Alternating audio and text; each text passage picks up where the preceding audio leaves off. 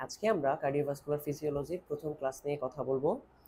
আমি অমিত বাগচি, বর্তমানে পড়াশোনা করতেছি শহীদ সোহরাওয়ার্দী মেডিকেল কলেজে এমবিবিএস চতুর্থ বর্ষে। আজকে হচ্ছে আমাদের কার্ডিওভাস্কুলার ফিজিওলজির যেহেতু প্রথম ক্লাস, এই ক্লাসটাতে আমরা চেষ্টা করব এই কার্ডিওভাস্কুলার ফিজিওলজির সাথে ইন্ট্রোডাক্টরি পার্টটা কভার করতে, যেখানে থাকবে হার্টের যে কম্পোজিটরি সেলগুলো আছে, মাসল বা স্পেশালাইজড যে কন্ডাক্টিং সিস্টেমের সাথে যে সেলগুলো জড়িত, এগুলো নিয়ে কথা বলবো। এগুলোতে কিভাবে ইলেকট্রিক্যাল ইম্পালস তৈরি হয়, কিভাবে হচ্ছে এই ইলেকট্রিক্যাল ইম্পালসগুলো অ্যাট্রিয়াম বা সাইনোটিয়াল নোড তৈরি হয়ে সেটা হচ্ছে অ্যাট্রিয়াম হয়ে ভেন্ট্রিকল পুরো হার্টে ছড়ায় পড়ে, সেটা আমরা দেখব। পাশাপাশি আমরা এই কার্ডিয়াক মাসেলের যে স্পেশালাইজড প্রপার্টিসগুলো আছে, যেগুলো অন্যান্য মাসেল সেল বা অন্যান্য সেল থেকে ডিফারেন্ট, সেগুলোকে আমরা একটু আইডেন্টিফাই করার চেষ্টা করব। তো বেশি কথা না বলে আমরা মেইনলি শুরু করে ফেলি। এখানে আমরা যেটা দেখাচ্ছি সেটা হচ্ছে, এটা হচ্ছে হার্টের যে ভেন্ট্রিকুলার যে সেলগুলো মেইনলি আছে, সেই ভেন্ট্রিকুলার সেলগুলো আপনি দেখতে পারবেন যে এর যে এপিকার্ডিয়াল এবং এন্ডোকার্ডিয়াল ফাইবারগুলো, এগুলো একটু ডিফারেন্ট ওয়েতে সাজানো। যেমন দেখেন, বাইরের দিকে যে সেলগুলো, এগুলোর ডিরেকশন, আর ভেতরের দিকে যে সেলগুলো, এগুলোর ডিরেকশন একটু ডিফারেন্ট। ঠিক আছে, ওকে। এখান থেকে তেমন কিছু আমাদের লাগবে না, আমি এই জন্য তেমন কিছু বলতেছি না। আচ্ছা, আর এখানে দেখেন আমাদের ইলেকট্রিক্যাল সিস্টেম, হার্টের ইলেকট্রিক্যাল সিস্টেম আমরা তো এইচএসসিতেই পড়ে আসছি। সাইনোয়াট্রিয়াল নোড, কিছু ইন্টারনোডাল পাথ হয়ে থাকে, তারপরে অ্যান্টিওভেন্ট্রিকুলার নোড, সেখান থেকে বান্ডেল অফ হিজ, হিজ হয়ে রাইট এবং লেফট বান্ডেল ব্রাঞ্চ, তাই না? ওকে, দেখেন আমার এই যে প্রত্যেকটা কন্ডাক্টিং সিস্টেমের যে সেল, ধরেন সাইনোয়াট্রিয়াল নোডের যে সেল, এই সেলের থেকে ইলেকট্রিক্যাল ইম্পালসটা তৈরি হয়। আচ্ছা, এবং এই ইলেকট্রিক্যাল ইম্পালসটা কি সারা হার্টে ছড়ায় যায়, পুরো হার্টে সব ছড়ায় যায়, তাই না? তার মানে কি, এই হার্টের একটা সেলের সাথে আরেকটা সেলের যে কানেকশনটা, সেই কানেকশনটা কি করবে, এই পুরো হার্টের মধ্যে ইলেকট্রিক্যাল ইম্পালসটা ছড়ায় যেতে সাহায্য করবে। দেখেন, এটা হচ্ছে সাইনোয়াট্রিয়াল নোড, এটা হচ্ছে সাইনোয়াট্রিয়াল নোডের সেল, আর এগুলো হচ্ছে আমাদের কার্ডিয়াক মায়োসাইট যেগুলো, ওগুলা। আচ্ছা, তো দেখেন সাইনোয়াট্রিয়াল নোডের যে সেলগুলা, এটার সাথে আমাদের এই যে কার্ডিয়াক যে মায়োসাইটগুলো, সেগুলোর কানেকশন কিভাবে একটা পাথওয়ের মাধ্যমে হয়েছে, তাই না? এবং মাঝখানে দেখেন এই যে হলুদ হলুদ দেখা যাচ্ছে, এগুলো আসলে গ্যাপ জাংশন। মানে এখানে কোনো ইলেকট্রিক্যাল ইম্পালস তৈরি হলে সেটা এখান থেকে সরাসরি এখানে চলে আসতে পারে, আবার এই ইলেকট্রিক্যাল ইম্পালস এখান থেকে গ্যাপ জাংশন হয়ে পাশের সেলে চলে যেতে পারে। মানে হচ্ছে টোটালি এক জায়গায় ইলেকট্রিক্যাল ইম্পালস তৈরি হলেও বিভিন্ন গ্যাপ জাংশন হয়ে আলটিমেটলি খুবই দ্রুত এটা সারা হার্টে, সমগ্র হার্টে ছড়ায় পড়ে। ঠিক আছে, ওকে। আর এখানে আমরা আসলে এই যে সাইনোট্রিয়াল নোডের অ্যাকশন পোটেনশিয়াল, তারপরে হচ্ছে আমাদের মায়োকার্ডিয়াম, কন্ট্রাক্টাইল যে মায়োকার্ডিয়াম আছে সেটার অ্যাকশন পোটেনশিয়াল, এগুলো নিয়ে একটু দেখাতে চেষ্টা করছি। আমরা ইন ডিটেলস একটু পরেই বলবো, ঠিক আছে? আচ্ছা, ঠিক আছে। তো আমরা হার্টটাকে একটু আলোচনার সুবিধার্থে দুইটা দুইটা ভাগ করে একটু আলোচনা করি। তো এই যে হার্ট, এই হার্টের আমরা আলোচনা করবো একটা হচ্ছে কন্ডাক্টিং সিস্টেমের সেল, কন্ডাক্টিং সিস্টেম রিলেটেড যে সেলগুলো আছে সেগুলা, আরেকটা হচ্ছে কন্ট্রাক্টাইল যে পার্টগুলো আছে, কন্ট্রাক্টাইল যে সেলগুলো আছে সেগুলো নিয়ে এই দুইটা ভাগে আমরা জাস্ট আলোচনার সুবিধার্থে ভাগ করে নিলাম। আচ্ছা, তো আমরা তো অলরেডি এখানে দেখাই ফেলছি যে একটা জায়গায় ইলেকট্রিক্যাল ইম্পালস তৈরি হলে খুব দ্রুত সেটা সমগ্র হার্টে ছড়ায় পড়ে। এই জন্য হয় কি, হার্টটা এত দ্রুত একসাথে কন্ট্রাক্ট করে, ধরেন পুরো অ্যাট্রিয়াম প্রায় একসাথে কন্ট্রাক্ট করে, পুরো ভেন্ট্রিকল তারপরে আলাদা একসাথে কন্ট্রাক্ট করে। ঠিক আছে, মনে হয় যেন এই পুরো অ্যাট্রিয়াম একটা সেল, পুরো ভেন্ট্রিকল একটা সেল, ফাংশনালি। ঠিক আছে, ফাংশনালি মানে হচ্ছে কাজের দিক থেকে। তো যেই কারণে এরা খুব দ্রুত একই অ্যাকশন পোটেনশিয়াল সমগ্র ভেন্ট্রিকলের সব সেলে ছড়ায় যেতে পারে বা সমগ্র অ্যাট্রিয়ামে ছড়ায় যেতে পারে বলে তারা একই সাথে রেসপন্স করতে পারে। এই জন্য মনে হয় যে অ্যাট্রিয়ামে হয়তো একটা সেলই আছে, ভেন্ট্রিকলে হয়তো একটা সেলই আছে। ঠিক আছে, তাহলে এই যে ঘটনাটা, এই জন্য এগুলো, এটাকে বলা হয় ফাংশনাল সিনসাইটিয়াম। ফাংশনাল সিনসাইটিয়াম, সিনসাইটিয়াম। ঠিক আছে, মানে একটা সেল মনে হইতেছে যে ফাংশনালি এরা একটা সেলের মতো কাজ করতেছে। আচ্ছা, তো দেখেন, তো এই যে কন্ট্রাক্টাইল যে প্রপার্টির উপর ভিত্তি করে আমরা যে সেলগুলো আমরা দেখতেছি, এখানে দুইটা ভাগে ভাগ করতে পারি। একটা হচ্ছে অ্যাট্রিয়াল সেল, অ্যাট্রিয়াল, আরেকটা হচ্ছে ভেন্ট্রিকুলার। আচ্ছা, আর কন্ডাক্টিং সিস্টেম তো কন্ডাক্টিং সিস্টেমে আমরা যদি একটু দেখি কন্ডাক্টিং সিস্টেমের কী কী পাথ বা কী কী অংশ আছে, সেটা হচ্ছে সাইনোয়াট্রিয়াল নোড। সেই সাইনোয়াট্রিয়াল নোড থেকে ইন্টারনোডাল বিভিন্ন পাথ হয়ে আছে, যে আমরা একটু আগে এখানে দেখছি। ঠিক আছে, এই যে বিভিন্ন ইন্টারনোডাল পাথ হয়ে আছে, এবং দেখেন লেফট অ্যাট্রিয়ামে একটা অংশ চলে যায়, সেটাকে বলা হয় ব্যাকম্যানস বান্ডল। ঠিক আছে, আচ্ছা, তাছাড়া এখানে থাকতেছে কি anterior internodal tract, middle posterior internodal tract. ঠিক আছে, ওকে। তাহলে সাইনোয়েট্রিয়াল নোড থেকে এই বিভিন্ন পাথওয়ের মাধ্যমে আলটিমেটলি অ্যাট্রিয়ামে ইলেকট্রিক্যাল ইম্পালসটা চলে গেল এবং একই সাথে এখান থেকে অ্যাট্রিওভেন্ট্রিকুলার নোডের মধ্যে ইলেকট্রিক্যাল ইম্পালসটা চলে আসলো। ওকে, তো আমরা এটাও জানি যে এই অ্যাট্রিওভেন্ট্রিকুলার নোড যেটা, সেটা কিছুটা ডিলে করে, কিছুটা সময় নেয়, সময় নিয়ে তারপর ইলেকট্রিক্যাল ইম্পালসটাকে পাস করে দেয়। পাস করে কোথায়? বান্ডেল অফ হিজে। সেই বান্ডেল অফ হিজ থেকে কোথায় চলে যায়? রাইট এবং লেফট বান্ডেল ব্রাঞ্চে। সেই রাইট এবং লেফট বান্ডেল ব্রাঞ্চ থেকে সেটা সরাসরি রাইট এবং লেফট ভেন্ট্রিকলে চলে যায়। আবার এই যে লেফট ভেন্ট্রিকুলার যে ব্রাঞ্চটা, এটা লেফট বান্ডেল ব্রাঞ্চটা, এটা দুইটা ভাগে ভাগ করা যায়। একটা হচ্ছে পোস্টেরিয়র ফ্যাসিকল আর একটা হচ্ছে অ্যান্টেরিয়র ফ্যাসিকল। ঠিক আছে, এই দুইটা ভাগে ভাগ করা যায়। ওকে, তো এই হচ্ছে কন্ডাক্টিং সিস্টেম রিলেটেড কথা। এখন এই যে সাইনোয়াট্রিয়াল নোড, আমরা যদি দেখি এই সাইনোয়াট্রিয়াল নোড থেকে অ্যাট্রিওভেন্ট্রিকুলার নোডের মধ্যে ইলেকট্রিক্যাল ইম্পালস যেতে কিছুটা সময় নেয়। এই ইন্টারনোডাল পাথওয়ে দিয়ে ইলেকট্রিক্যাল ইম্পালসটা যেতে প্রায় 0.03 সেকেন্ডস সময় লাগে। আচ্ছা, তারপরে এই অ্যাট্রিওভেন্ট্রিকুলার নোড বা এভি নোডের মধ্যে ইলেকট্রিক্যাল ইম্পালসটা আসার পরে এটা একটু ডিলে করে সেটাকে বান্ডেল অফ হিজ বা পরবর্তী জায়গায় পাস করে, এবং দেখা যায় এইখানে প্রায় 0.09 সেকেন্ড দেরি হয়। ঠিক আছে, তারপরে এখান থেকে ইলেকট্রিক্যাল ইম্পালসটা এদিক দিয়ে যাওয়ার সময় আরেকটু ডিলে হয়। ঠিক আছে, মানে পেনিট্রেটিং পোর্শনটা বলে এটাকে। আমি যদি এখানে একটা সেল জাস্ট একটা অংশ জাস্ট দেখাতে চাই, অবশ্যই পরেই আমাদের এই অংশটা আছে, আমি জাস্ট একটু এখান থেকে দেখাই। এই যে দেখেন, এই ইন্টারনাল পাথওয়েতে আসতে 0.03 সেকেন্ড সময় লাগতেছে। এই এভি নোড সময় নিতেছে 0.09 সেকেন্ড, এবং এই যে পেনিট্রেটিং পার্টটা, এখানে যে পেনিট্রেটিং পার্টটা, এদিক দিয়ে যেতে এক্সট্রা আরও 0.04 সেকেন্ড সময় নিতেছে। ঠিক আছে, তার মানে অ্যাট্রিয়াম থেকে ভেন্ট্রিকলে এখান থেকে এখানে ইম্পালস আসতে টোটাল যদি কত সময় লাগতেছে আমরা বলি, এই তিনটে যোগ করে দিলে সেটা আসে 0.16 সেকেন্ড। তার মানে এই 0.16 সেকেন্ড ডিলে হয় অ্যাট্রিয়াম থেকে ভেন্ট্রিকলে ইম্পালসটা আসতে। যদি একই সাথে চলে আসতো তাহলে কি অ্যাট্রিয়াম যখন কন্ট্রাক্ট করতেছে ভেন্ট্রিকলও সেম টাইমেই কন্ট্রাক্ট করতেছে, তাহলে কি অ্যাট্রিয়াম থেকে ভেন্ট্রিকলে ব্লাডও যেতে পারতো না, আলটিমেটলি সেটা কোনো কাজও করতে পারতো না, তাই না? তাই এই ডিলে অবশ্যই আমাদের জন্য ইম্পর্টেন্ট। আচ্ছা, এবং আমরা তো এটাও জানি যে সাইনোয়াট্রিয়াল নোড থেকে ইলেকট্রিক্যাল ইম্পালসটা এদিক দিয়ে এদিকেই যায়। কখনো কি দেখছি আমরা যে নর্মালি এদিক থেকে এদিকে ইম্পালস আসতেছে? তা কিন্তু ফিজিওলজিক্যালি হয় না। প্যাথোলজিক্যালি রোগের ক্ষেত্রে সেটা হতে পারে, সেটা ডিফারেন্ট ইস্যু। ওকে, তাহলে আমরা কন্ট্রাক্টাইল সেল এবং হচ্ছে কন্ডাক্টিং সিস্টেমের যে সেলগুলো সেগুলো নিয়ে কথা বলতেছিলাম। আমরা যদি একটু কম্পেয়ার করে পড়ি, আমাদের যে কন্ট্রাক্টাইল সেল, এদের রেস্টিং মেমব্রেন পোটেনশিয়াল থাকে প্রায় -80 থেকে -90 মিলিভোল্ট অ্যাভারেজে। ঠিক আছে, কিন্তু কন্ডাক্টিং সিস্টেমের যে সেলগুলো এদের ক্ষেত্রে থাকে সেটা -55 থেকে -60 মিলিভোল্ট। মেইনলি হচ্ছে সাইনোয়াট্রিয়াল নোডের জন্য এটা মেইনলি, বাট অন্যান্যগুলো প্রায় কাছাকাছি রেঞ্জেরই। আচ্ছা, আর হার্ট, এটাকে আমরা যেহেতু আমাদের ইচ্ছাধীন কন্ট্রোল করতে পারি না, তার মানে এটা হচ্ছে আমাদের অটোনমিক নার্ভাস সিস্টেম বা আমাদের স্বয়ংক্রিয় নার্ভাস সিস্টেমের মাধ্যমে কি হয়, কাজ করে। আচ্ছা, মানে একটি রেগুলেটেড হয়। তাহলে এই অটোনমিক নার্ভাস সিস্টেমের আবার দুইটা পার্ট আমরা জানি, একটা হচ্ছে সিম্প্যাথেটিক, আরেকটা হচ্ছে প্যারাসিম্প্যাথেটিক পার্ট। আচ্ছা, তো সিম্প্যাথেটিক পার্ট, আসলে সিম্প্যাথেটিক পার্টটা পুরো সিস্টেমটাকেই সাপ্লাই দেয়, মানে হচ্ছে কন্ট্রাক্টাইল সিস্টেমকেও যেভাবে দেয় কন্ট্রাক্টিং সিস্টেমটাকেও সেমভাবেই দেয়, তবে ভেন্ট্রিকলের যে কন্ট্রাক্টাইল সিস্টেম সেটাকে সবচেয়ে বেশি সাপ্লাই দেয়।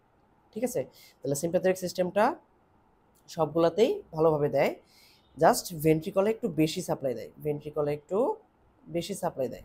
ঠিক আছে, ভেন্ট্রিকলের উপরে ডমিনেন্সিটা বেশি। আর প্যারাসিম্প্যাথেটিক সিস্টেমটা এটাও সবগুলোতে দেয় কিন্তু কম। আমরা যদি বলি এটা মেইনলি সাপ্লাই দেয় হচ্ছে আমাদের কন্ডাক্টিং সিস্টেমটাতে মেইনলি সাপ্লাই দেয়। ঠিক আছে, কন্ডাক্টিং সিস্টেমে সবচেয়ে বেশি সাপ্লাই দেয়, এবং কন্ডাক্টিং সিস্টেমের মধ্যেও বলতে গেলে সাইনোয়াট্রিয়াল নোড এবং অ্যাট্রিওভেন্ট্রিকুলার নোড, এবং এটার কিন্তু যৌক্তিকতা আছে, একটু পরেই আমি বলবো। আচ্ছা, আর অ্যাট্রিয়াল এবং ভেন্ট্রিকুলার যে মাসেল, এর মধ্যে অ্যাট্রিয়াল মাসেলটাকে এটা বেশি সাপ্লাই দেয়, অ্যাট্রিয়াল মাসেলগুলোকে একটু বেশি সাপ্লাই দেয়, অ্যাট্রিয়াল একটু বেশি, ভেন্ট্রিকলে তুলনামূলক একটু কম। আচ্ছা, তাহলে আমরা সাপ্লাইয়ের কথা বলতে পারলাম। এখন অ্যাট্রিয়াম এবং ভেন্ট্রিকলের একটু কম্পেয়ার করে যদি একটু পড়ি, যে অ্যাট্রিয়ামের ক্ষেত্রে রিফ্র্যাক্টরি পিরিয়ড তো জানি যে একটা ইলেকট্রিক্যাল ইম্পালস তৈরি হওয়ার পরে পরবর্তী ইলেকট্রিক্যাল ইম্পালসটা তৈরি হতে গেলে মিনিমাম যে সময়টা লাগবে, ঠিক আছে, মানে যে সময়ে অন্য কোনো ইলেকট্রিক্যাল ইম্পালস তৈরি হতে পারবে না, সেটা হচ্ছে রিফ্র্যাক্টরি পিরিয়ড। আমরা আরেকটু পরে আরেকটু ডিটেলসে আলোচনা করব। এই অংশটা আমাকে জাস্ট আপনাদেরকে মানে এক জায়গায় ইনফরমেশনগুলো নিয়ে আসার জন্যই তৈরি করে দেয়া। ক্লাস শেষে এগুলো আপনারা হচ্ছে কোরিলেট করে মনে রাখতে পারবেন। ওকে, তো অ্যাট্রিয়াল যে রিফ্র্যাক্টরি পিরিয়ড এটা প্রায় 0.15 সেকেন্ডস, কিন্তু ভেন্ট্রিকলে এটা প্রায় 0.25 থেকে 0.3 সেকেন্ড, মানে হচ্ছে ভেন্ট্রিকলের রিফ্র্যাক্টরি পিরিয়ডটা বেশি। আচ্ছা, মাসেল কন্ট্রাকশন, মাসেল কন্ট্রাকশন, এখন সিম্পলি যদি বলি মাসেল কন্ট্রাকশন বেশি সময় ধরে কোথায় হবে? ভেন্ট্রিকলে। হ্যাঁ, তো এইখানে হয় 0.2 সেকেন্ডস ধরে, এইখানে হয় হচ্ছে 0.3 সেকেন্ডস ধরে। ঠিক আছে, দেখেন এখানে লক্ষ্য করেন এটা কিন্তু মিলি সেকেন্ডে না, এগুলো কোনোটাই কিন্তু মিলি সেকেন্ডে না, সবগুলোই কিন্তু সেকেন্ডে। ঠিক আছে, ওকে, এবার আসি। দেখেন এখানে একটা চার্ট দেওয়া ছিল যে সাইনোট্রিয়াল নোড প্রতি সেকেন্ডে কতগুলো ইম্পালস তৈরি করে, সেটার একটা লিস্ট দেওয়া ছিল এখানে। আচ্ছা, সাইনোট্রিয়াল নোড সবচেয়ে বেশি ইম্পালস তৈরি করে এবং পারকিনজি ফাইবার সবচেয়ে কম মোটামুটি ধরা যায়। ঠিক আছে, আচ্ছা, এখানে সবচেয়ে মজার বিষয় হচ্ছে যে এই সবগুলোর মধ্যে সবচেয়ে দ্রুত ইলেকট্রিক্যাল ইম্পালসকে পাস করে যদি সেটা জিজ্ঞেস করি, সেটা হবে হচ্ছে পারকিনজি ফাইবার। এর ভেলোসিটি হচ্ছে প্রায় প্রতি মিনিট 4 মিটার পার সেকেন্ড, প্রতি সেকেন্ডে 4 মিটার পর্যন্ত এটা নিয়ে যেতে পারে ইলেকট্রিক্যাল ইম্পালসটা। ঠিক আছে, মানে খুবই দ্রুত। আর আমরা কি দেখলাম, এভি নোডে কি হয়, খুবই ধীরে ধীরে ইলেকট্রিক্যাল ইম্পালসটা ডিলে করে এক জায়গা থেকে আরেক জায়গায় ট্রান্সফার হয়। তাহলে এখন নিশ্চয়ই আপনার মনে প্রশ্ন আসবে, এই যে দুইটা আলাদা আলাদা প্রপার্টি আমরা পেলাম, এর পেছনে রহস্যটা কি? কেন এভিএনএ হচ্ছে একটু ধীরে হয়, কেন পারকিনজি ফাইবার এত দ্রুত হয়? এর কারণটা আসলে এই সেলের মধ্যেই লুকিয়ে আছে। আমরা যদি একটু সেল দেখি, এর সেলগুলো কেমন, ধরেন এটা হচ্ছে আমার অ্যাট্রিওভেন্ট্রিকুলার নোড। এখানে যে সেলগুলা, এই সেলগুলো হচ্ছে ধরেন এটা একটা সেল, এটা একটা সেল, এটা একটা, মানে সেলগুলো হচ্ছে এভাবে ডিস্ট্রিবিউটেড। আচ্ছা, আর আমরা যদি পারকিনজি সিস্টেমটা দেখি, পারকিনজি সিস্টেমটা যদি দেখি, এইটা হচ্ছে আমাদের একটা, সাপোজ এটা আমাদের পারকিনজি সিস্টেমের একটা অংশ। তো এইখানে সেলগুলো কিভাবে আছে, এইখানে সেলগুলো হচ্ছে এই লম্বালম্বি আছে, এভাবে লম্বালম্বি আছে। আচ্ছা, এবং গ্যাপ জাংশনগুলো কোথায় কোথায় আপনি যদি দেখেন, আমি একদম ছোট্ট করে দেখাই দিচ্ছি, গ্যাপ জাংশনগুলো মোটামুটি এই জায়গাটাতে, এইখানটাতে। ঠিক আছে, ওকে, তো এখানে গ্যাপ জাংশন আছে, তবে এখানে গ্যাপ জাংশনগুলো কম। ঠিক আছে, খুব কম সংখ্যক গ্যাপ জাংশন। আচ্ছা, তাহলে এখান থেকে আপনি কি বুঝতে পারতেছেন, এটা দিয়েও ইলেকট্রিক্যাল ইম্পালস যাবে, এদিক দিয়েও ইলেকট্রিক্যাল ইম্পালস পাস হবে। তাহলে কোন দিক দিয়ে ইলেকট্রিক্যাল ইম্পালস পাস হতে সুবিধা? প্রথম কথা, আপনি যদি দেখেন এইখানে যে সেলগুলা, এই সেলগুলোর ডায়ামিটার আর এখানকার সেলগুলোর ডায়ামিটার কোনটা বেশি? অবশ্যই বলবেন পারকিনজি সেলের ডায়ামিটার বেশি, এটার ডায়ামিটার কম। আচ্ছা, ডায়ামিটার আপনারা তো পড়ছেন, R equals to rho into L by A, ফিজিক্সে পড়ে আসছেন। তো যার ডায়ামিটার কম তার কি রেজিস্ট্যান্স বেশি না? কারণ কি এরিয়া কম হলে রেজিস্ট্যান্স বেশি, তার মানে বেশি বাধা দিবে এভিএনে, পারকিনজিতে তুলনামূলক কম বাধা। ওকে, আর এখানে দেখেন ইলেকট্রিক্যাল ইম্পালস যেদিকে যাচ্ছে তার প্রায় 90 ডিগ্রি অ্যাঙ্গেলে সেলগুলো আছে, তাই না? তাহলে ডিরেকশনগুলো কি একদম 90 ডিগ্রি অ্যাঙ্গেলে। ঠিক আছে, ইলেকট্রিক্যাল ইম্পালসের সাথে 90 ডিগ্রি অ্যাঙ্গেলে। আর পারকিনজি সিস্টেমে কি এটা প্রায় 0 ডিগ্রি অ্যাঙ্গেলে। আচ্ছা, এভিএনে গ্যাপ জাংশনের পরিমাণটা কম, আর পারকিনজিতে গ্যাপ জাংশন যথেষ্ট বেশি। তাহলে রেজিস্ট্যান্স, আমরা তো এখান থেকেই বলছি রেজিস্ট্যান্স কোথায় বেশি, এভিএনে তুলনামূলক রেজিস্ট্যান্স বেশি, কিন্তু এখানে রেজিস্ট্যান্স কম। ঠিক আছে, তাহলে এই সব মিলাই আপনি কি দেখতে পাইতেছেন, যে পারকিনজি সিস্টেমের মধ্যে ইলেকট্রিক্যাল ইম্পালস পাস হওয়ার যে একটা সুন্দর প্রবাবিলিটি তৈরি হয়েছে, যে সুন্দর পাথওয়েটা তৈরি হয়েছে, এই জন্যই মেইনলি এখানে কি হয়, এত দ্রুত ইম্পালসটা পাস হয়। আর তুলনামূলক এভিএনে এই রেজিস্ট্যান্স বেশি, গ্যাপ জাংশন কম, এই টোটাল জিনিসপত্রের কারণে আলটিমেটলি কি হয়, এখানে হচ্ছে লেস ইলেকট্রিক্যাল ইম্পালস পাস হইতে পারে দ্রুততম সময়ে। ঠিক আছে, মানে এর একটু সময় বেশি লাগে ইলেকট্রিক্যাল ইম্পালস পাস হতে। তাহলে আমরা আমাদের হার্টের মধ্যে ইলেকট্রিক্যাল ইম্পালসগুলো কীভাবে তৈরি হয় এবং কীভাবে এগুলো এক জায়গা থেকে আরেক জায়গায় যায় সেটা নিয়ে একটু কথা বলি। যদি দেখেন, আমাদের সাইনোট্রিয়াল নোড আমাদের ইলেকট্রিক্যাল ইম্পালসটা তৈরি করে এবং সেখান থেকে গ্যাপ জাংশন হয়ে বিভিন্ন মাসল সেলে চলে যায়। এই মাসল সেল থেকে পরবর্তী মাসল সেল, এটা হয়ে আলটিমেটলি এভাবে ইলেকট্রিক্যাল ইম্পালসগুলো বিভিন্ন ডিরেকশনে কী করে পাস করতে থাকে। এবং এই যে মাঝখানে মাঝখানে একটা ফাইব্রাস টিস্যু থাকে, যে কারণে এই ইলেকট্রিক্যাল ইম্পালসগুলো এদিক দিয়ে আলটিমেটলি যেতে পারে না, আটকে যায়। শুধুমাত্র ফাঁকা জায়গায় কোথায় থাকে, ফাঁকা জায়গাটা থাকে হচ্ছে এই যে এভি নোড, যেটা এই এভি নোডের এইখানটাতে। এই ফাঁকা জায়গাটা থাকার কারণে কি হয়, এই এভি নোড দিয়ে আলটিমেটলি ইলেকট্রিক্যাল ইম্পালসগুলো ভেন্ট্রিকলের দিকে প্রবেশ করে এবং আলটিমেটলি ভেন্ট্রিকলগুলো মধ্যে ইলেকট্রিক্যাল ইম্পালসটা চলে যায়। আচ্ছা, এখন এই ইলেকট্রিক্যাল ইম্পালসগুলো কীভাবে তৈরি হয় সাইনোট্রিয়াল নোডে, এবং কীভাবে সেটা সাইনোট্রিয়াল নোড থেকে মায়োকার্ডিয়াল যে সেলগুলো, যেগুলো কন্ট্রাক্টাইল সেল, সেখানে যায় এবং সেখানে কী ঘটনাগুলো ঘটে, সেটাই মিলিয়ে আমরা এখানে দেখব। এখানে আমরা একটা কন্ডাক্টিং সিস্টেমের সেলকে রাখছি নোডাল সেল হিসেবে, আর একটা হচ্ছে এই কন্ডাক্টাইল সেলগুলোকে রাখছি। কি ঘটনাটা ঘটে, ফার্স্টে ইলেকট্রিক্যাল ইম্পালসগুলো নোডাল সেলের মধ্যে তৈরি হয়। ওকে, তো আমাদের নোডাল সেল যেগুলো, ধরুন আমি থাইরয়েড নোড নিয়ে কথা বলতেছি, যার রেস্টিং মেমব্রেন পোটেনশিয়াল প্রায় -60 মিলিভোল্ট, -60 মিলিভোল্ট। ওকে, তো এই নোডাল সেলে কিছু লিকি চ্যানেল থাকে, যে লিকি চ্যানেল দিয়ে সোডিয়াম, কিছু কিছু ক্ষেত্রে পটাশিয়াম, আবার ক্যালসিয়াম এগুলো প্রবেশ করতে পারে। মেইনলি হচ্ছে সোডিয়ামই প্রবেশ করে। ওকে, তো এইটা হচ্ছে আমাদের leaky sodium channel, leaky sodium channel. আচ্ছা, লিকি সোডিয়াম চ্যানেল। আচ্ছা, তো এই চ্যানেলের মাধ্যমে কি হয়, এই চ্যানেলের মাধ্যমে সেলের ভেতরে সোডিয়াম প্রবেশ করে। এই সোডিয়াম প্রবেশ করলে এই রেস্টিং যেহেতু পজিটিভ চার্জ আসতেছে, এই পজিটিভ চার্জের কারণে রেস্টিং মেমব্রেন পোটেনশিয়ালটা -60 থেকে -55 মিলিভোল্ট হয়ে যায়। আচ্ছা, দেখা যায় কি এই অল্প একটু রেস্টিং মেমব্রেন পোটেনশিয়াল কমার কারণে এখানে আরও বিভিন্ন চ্যানেল আছে, লিকি চ্যানেল, সেগুলো আরও ভালোভাবে কাজ করতে পারে, যেমন লিকি ক্যালসিয়াম চ্যানেল। ঠিক আছে, এগুলো সাপোজ লিকি ক্যালসিয়াম চ্যানেল। তো এদিক দিয়ে কি আসে, এদিক দিয়ে হচ্ছে ক্যালসিয়াম আসে। ওকে, ক্যালসিয়াম আসে। তো দেখা যায় কি এই চ্যানেলগুলো খুব বেশিক্ষণ থাকতে পারে না, কাজ করে না। এই জন্য এগুলোকে বলা হয় T type calcium channel. T type calcium channel মানে হচ্ছে টি ফর ট্রানজিয়েন্ট, অল্প সময়ের জন্য। ঠিক আছে, ওকে। তো এরা এসে এই -50 মিলিভোল্ট 55 মিলিভোল্ট থেকে এটাকে চেঞ্জ করে কি করে, এই -55 মিলিভোল্ট থেকে এরা এসে এই পজিটিভিটিটাকে -40 মিলিভোল্ট পর্যন্ত প্রায় নিয়ে যায়। এবং এই যে আমরা দেখালাম না, দেখেন কি ঘটতেছে, এই যে -60 ছিল, এখান থেকে ধরেন এই পর্যন্ত -55 পর্যন্ত আনলো সোডিয়াম। ঠিক আছে, তো সোডিয়াম আসার পরে পরবর্তীতে কি আসতেছে, টি টাইপ ক্যালসিয়াম চ্যানেল দিয়ে আবার ক্যালসিয়াম আসতেছে। দেখেন এই দুইটাই কিন্তু লিকি চ্যানেল।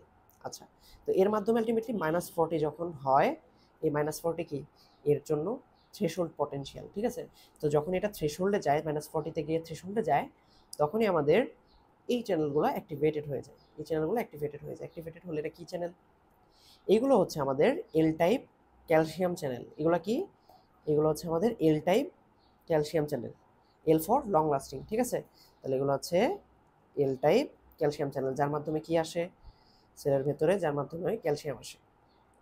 এই ক্যালসিয়াম আসলে আসলে কি হয়, ডিপোলারাইজেশন হয়। ডিপোলারাইজেশন হয়ে এই নেগেটিভ থেকে আলটিমেটলি 0 বা তারও বেশি চলে যেতে পারে। ওকে, তো কি হইতেছে, ক্যালসিয়াম আসতেছে। দেখেন আমাদের স্কেলেটাল মাসেল বা আমরা যেগুলো পড়ে আসছি, আমাদের ডিপোলারাইজেশনের জন্য দায়ী কিন্তু ছিল সোডিয়াম, এখানে কিন্তু সেই জায়গাটায় ক্যালসিয়াম। ঠিক আছে, তাহলে এই অংশটাতে কি ঘটতেছে, ক্যালসিয়াম সেলের ভিতরে আসতেছে, কোন চ্যানেলের মাধ্যমে, এল টাইপ ক্যালসিয়াম চ্যানেলের মাধ্যমে। ঠিক আছে, তো ক্যালসিয়াম আসলো। আচ্ছা, তাহলে এই যে দীর্ঘ সময় ধরে এত এত পজিটিভ চার্জ আসছে, তো কি ঘটনাটা ঘটবে, এই পজিটিভ চার্জগুলা এই গ্যাপ জাংশনের মাধ্যমে, এই গ্যাপ জাংশনের মাধ্যমে পাশের সেলে চলে যাবে, যেটা হচ্ছে কন্ট্রাক্টাইল সেল। তাহলে পজিটিভ চার্জগুলো চলে গেল। আচ্ছা, যখনই পজিটিভ চার্জগুলো চলে যাবে, এই পজিটিভ চার্জের কারণে কি হবে, এই পজিটিভ চার্জের কারণে এই অ্যাট্রিয়াল এবং ভেন্ট্রিকুলার যে সেল, এরা কি হবে, এদের একটা থ্রেশহোল্ড তৈরি হবে, এরা থ্রেশহোল্ড পটেনশিয়ালে চলে যাবে। আচ্ছা, এরা কোথায় চলে গেল, থ্রেশহোল্ড পটেনশিয়ালে। আচ্ছা, এখানে আমি আসতেছি এই জায়গাটাতে আবার। আচ্ছা, দেখেন এই যে দুইটা সেল, এই দুইটা সেল এই অংশটা দিয়ে কানেক্টেড আছে, এটার নাম কি, এটাকে বলা হয় ডেজমোজোম। কি বলা হয়, এটাকে বলা হয় ডেজমোজোম। আমি একটু ছোট করে লিখি, এটা হচ্ছে ডেজমোজোম। আচ্ছা, এই ডেজমোজোমের এই যে কানেকশন করে রাখছে যেটা, এটাকে বলা হয় ক্যাডহেরিন। এটাকে কি বলা হয়, ক্যাডহেরিন। আচ্ছা, এই গ্রিন কালার যেটা, এটাকে বলা হয় ডেজমোপ্লাকিন। মানে কি, মনে হয় প্লাক করে রাখছে, আটকায় রাখছে। আচ্ছা, ডেজমোপ্লাকিন। আর এই যে এগুলো, এগুলো হচ্ছে কেরাটিন, কেরাটিন। এই সবগুলো মিলে আলটিমেটলি কি, এই সবগুলো মিলে আলটিমেটলি ডেজমোজোম। আচ্ছা, তো দেখেন এই নোডাল সেল যেটা, সেটা হচ্ছে পজিটিভ চার্জ আসলো, তারপর হচ্ছে এটা ডিপোলারাইজেশন হলো, টোটালি ডিপোলারাইজেশন হওয়ার পরে কি হবে, তারপর হচ্ছে পটাশিয়াম চ্যানেল ওপেন হয়ে যাবে। তো যখনই পটাশিয়াম চ্যানেল ওপেন হয়ে যাবে, তখন কি ঘটবে, ভেতর থেকে পটাশিয়ামগুলা বের হয়ে যাবে, তখন কি হবে, রিপোলারাইজেশন হবে। এই যে রিপোলারাইজেশন হইতেছে, এবং দেখা যায় কি এত বেশি পটাশিয়াম বের হয়ে যায় যে হাইপার পোলারাইজেশন হয়। আচ্ছা, যখনই হাইপার পোলারাইজেশন হয়, তখনই একটা ঘটনা ঘটে, কি ঘটনা, এই হাইপার পোলারাইজেশনের জন্য, hyper polarisation, polarisation sensitive, sensitive sodium channel যেগুলা, এরা অ্যাক্টিভেটেড হয়ে যায়। এই যে মিললি আমরা লিকি চ্যানেল বললাম না, এই লিকি সোডিয়াম চ্যানেল, এরা mildly hyper polarization sensitive sodium channel. মানে যখনই এখানে হাইপার পোলারাইজেশন হয়ে যায় তখনই এই সোডিয়াম চ্যানেলগুলো অ্যাক্টিভেটেড হয়ে, বা অ্যাক্টিভেটেড না, লিকি তো আলটিমেটলি এরা কি করে, বেশি বেশি সোডিয়ামকে সেলের ভিতরে এন্ট্রি করায়, যার মাধ্যমে আবার টোটাল ঘটনাটা এইভাবে ঘটতে থাকে।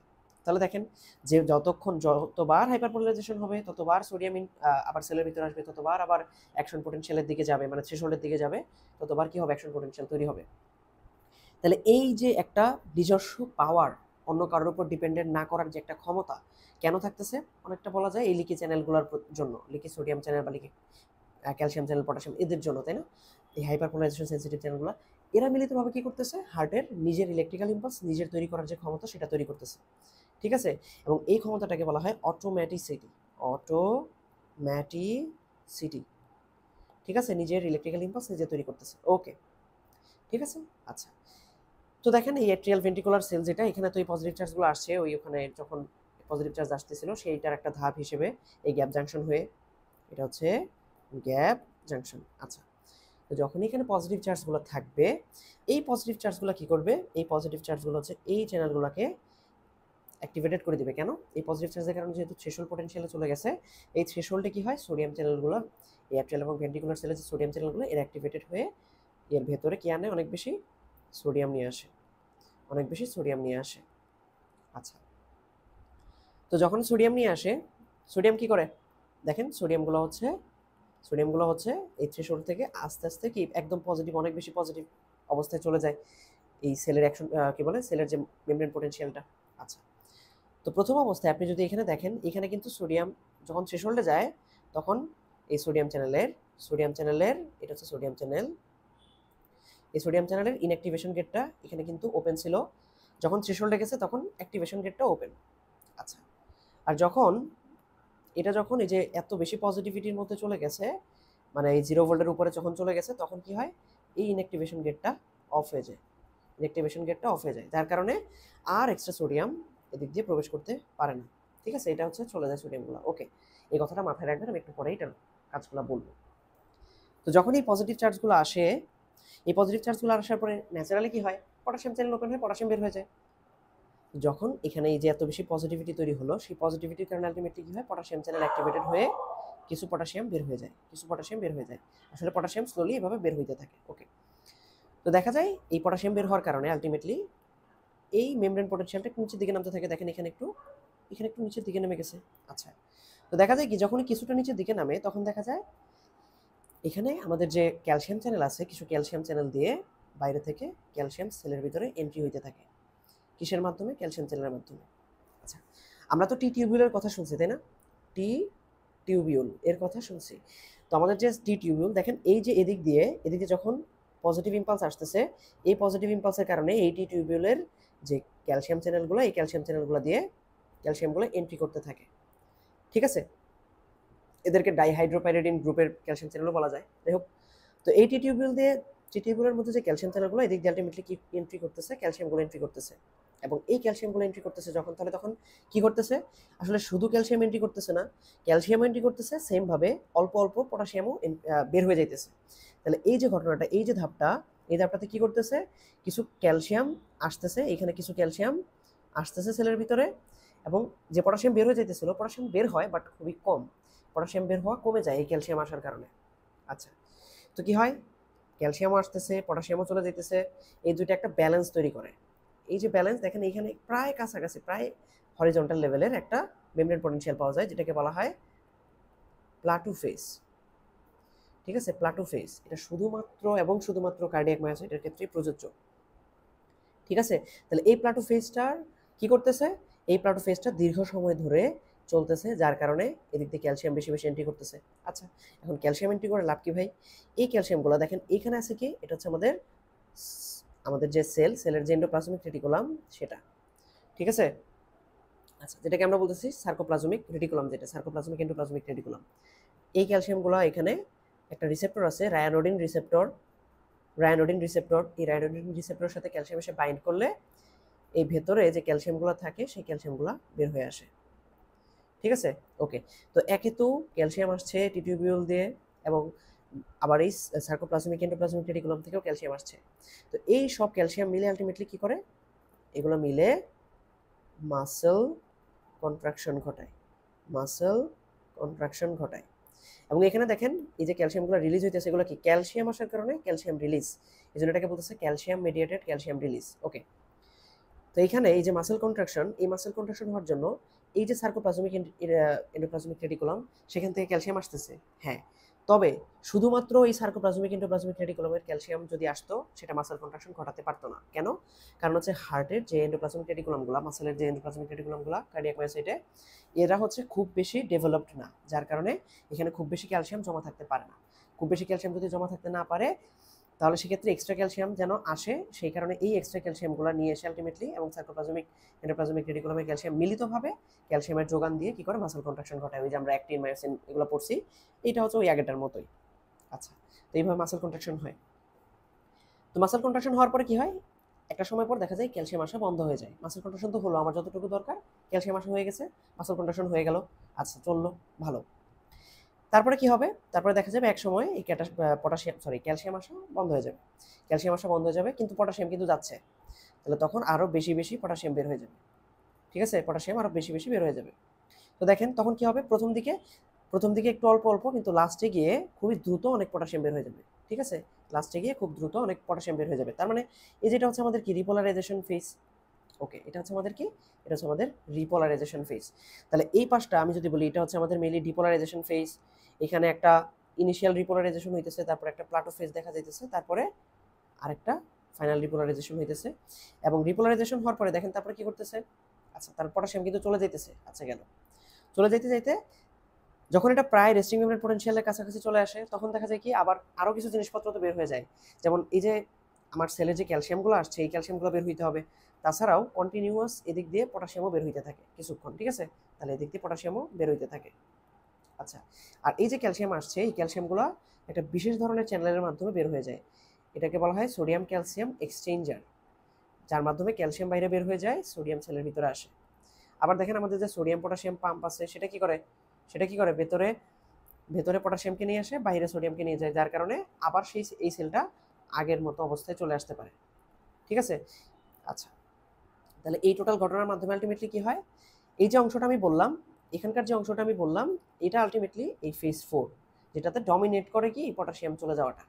ঠিক আছে, যার মাধ্যমে আবার সেটা আগের অবস্থায় চলে আসে।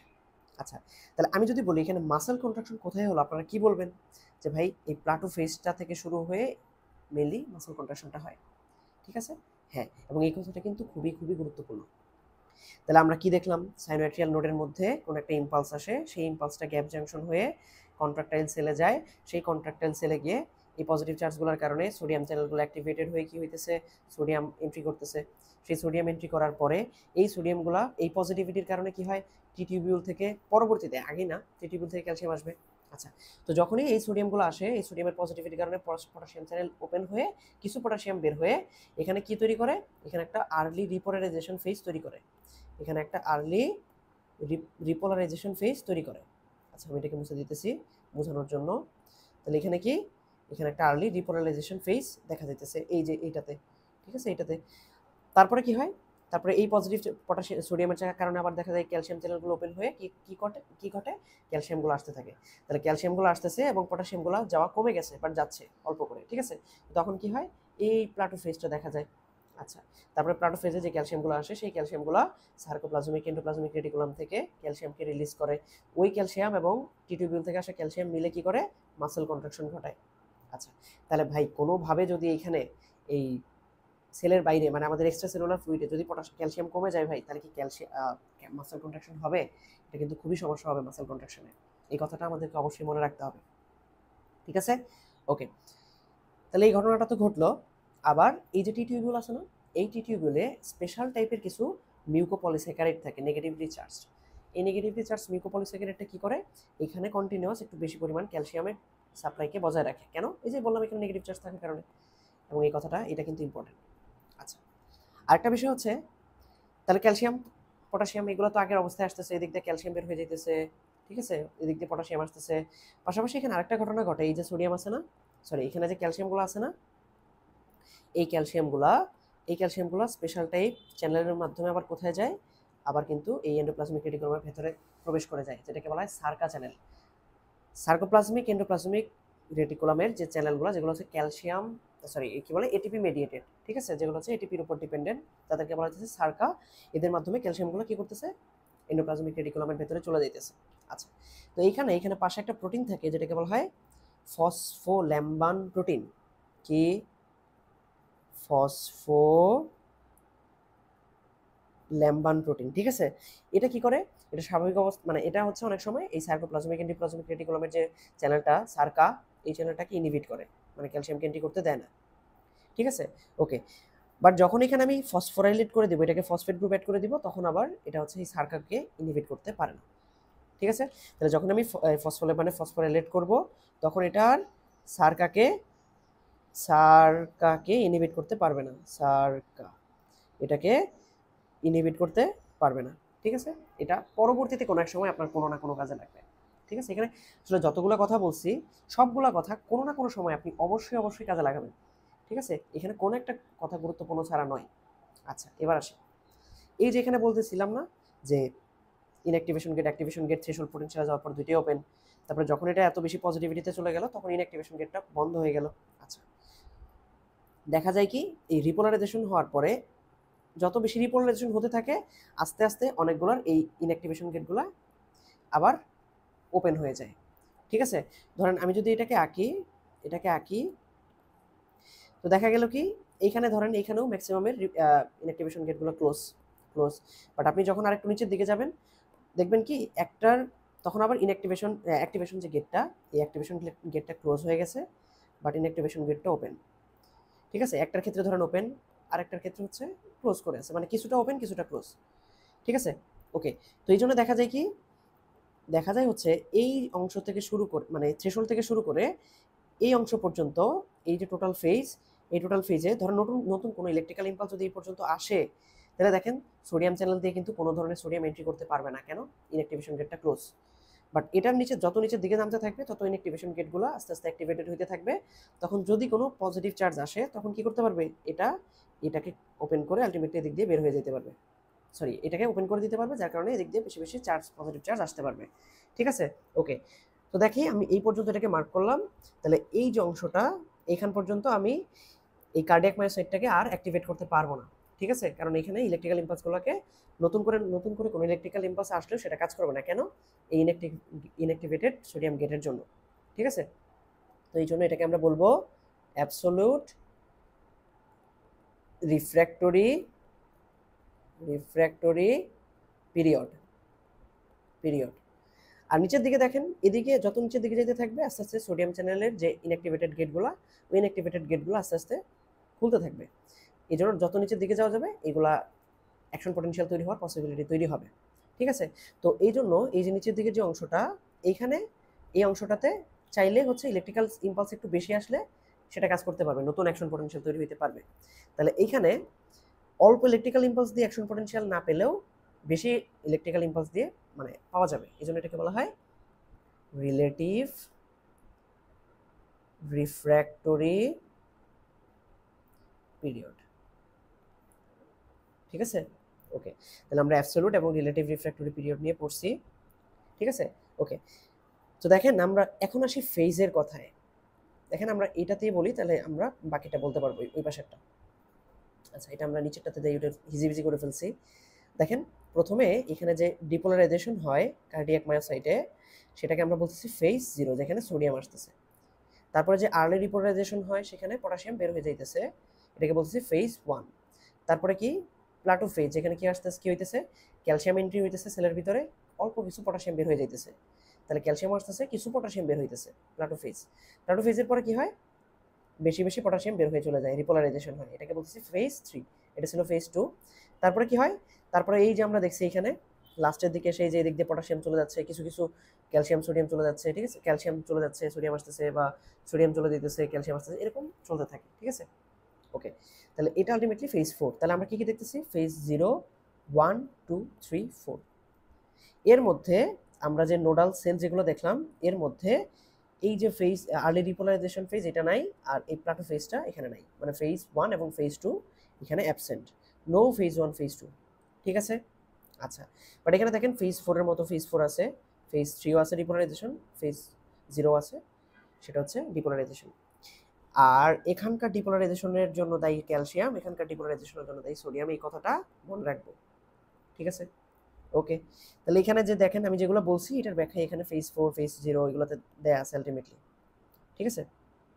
ওকে, আর দেখেন এখানে একটু স্পেশাল কিছু কথা বলা আছে যে কার্ডিয়াক যে মাসেল এদের কিছু স্পেশাল ক্যারেক্টারিস্টিক্স আছে, এগুলো আমরা বলে ফেলছি, ঠিক আছে। এগুলো আপনি জাস্ট রিডিং দেন যে কি এ হচ্ছে প্লাটো ফেজ, ঠিক আছে। প্লাটো ফেজে কি হইতেছে, ক্যালসিয়াম আসতেছে, পটাশিয়াম কিছুটা কম বের হইতেছে, ঠিক আছে। আচ্ছা, পাশাপাশি কি হইতেছে, কন্ট্রাকশনের জন্য ক্যালসিয়াম যেটা ইসিএফ থেকে আসতেছে সেটা হচ্ছে কন্ট্রাকশন করতে হেল্প করতেছে। কন্ট্রাকশনের জন্য শুধুমাত্র সার্কোপ্লাজমিক এন্ডোপ্লাজমিক রেটিকুলামের ক্যালসিয়ামই যথেষ্ট না, বাইরে থেকে আমরা আরও ক্যালসিয়াম লাগতেছে, ঠিক আছে। আর গ্যাপ জাংশনের মাধ্যমে একটা থেকে আরেকটা ইম্পালস যাইতেছে, ঠিক আছে। তাহলে এইগুলো হচ্ছে আমার এই রিলেটেড কথাবার্তা। আচ্ছা, এবার আসি, আমরা তো বলছিলাম যে আমাদের হার্টের যে সেলগুলার সব সেলগুলার মধ্যেই কি আছে, আমাদের টোটাল হার্টে হচ্ছে সিম্প্যাথেটিক প্যারাসিম্প্যাথেটিক সিস্টেম সাপ্লাই আছে। এর মধ্যে প্যারাসিম্প্যাথেটিক সিস্টেমের সাপ্লাইটা হচ্ছে মেইনলি আমাদের সাইনোয়াট্রিয়াল নোড এবং অ্যাট্রিওভেন্ট্রিকুলার নোডে।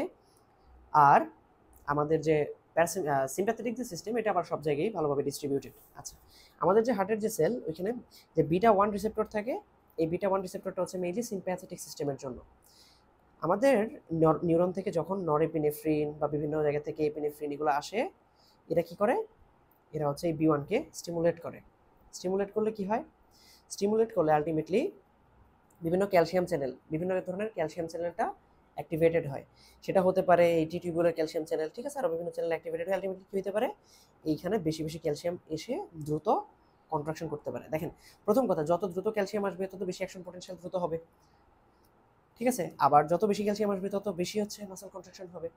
আচ্ছা, আবার দেখেন আমাদের এই যে নোডাল সেল যেখানে হচ্ছে M2 রিসেপ্টর থাকে, এই M2 রিসেপ্টরটা হচ্ছে মেইনলি কি, এটা হচ্ছে আমাদের এই প্যারাসিম্প্যাথেটিক সিস্টেমের জন্য। তো প্যারাসিম্প্যাথেটিক যে নিউরনগুলো ওরা হচ্ছে অ্যাসিটাইলকোলিন রিলিজ করে, এরা হচ্ছে এখানে গিয়ে কি করে, কাজ করলে কি হয়, এই M2 রিসেপ্টরের মাধ্যমে আলটিমেটলি কি করে, এই M2 রিসেপ্টর আলটিমেটলি যে পটাশিয়াম চ্যানেলগুলো আছে, আমি যদি এখানে দেখাই, এই পটাশিয়াম চ্যানেলগুলোকে বেশি বেশি অ্যাক্টিভেট করে। আমি যদি এখানে একটু ছোট্ট করে লিখে দিই, সাপোজ এটা হচ্ছে আমাদের পটাশিয়াম চ্যানেল, এই পটাশিয়াম চ্যানেলে যখন এখানে অ্যাসিটাইলকোলিন গিয়ে বাইন্ড করতেছে তখন এটা হচ্ছে পটাশিয়াম চ্যানেলকে অ্যাক্টিভেটেড করে দিতেছে, ফসফোরাইলেট করে পটাশিয়াম চ্যানেল দিয়ে বেশি বেশি পটাশিয়াম বের হয়ে যাইতেছে। যত বেশি পটাশিয়াম বের হয়ে যাবে তত কি হাইপারপোলারাইজেশন হবে, মানে রেস্টিং মেমব্রেন পোটেনশিয়াল তত কমে যাবে।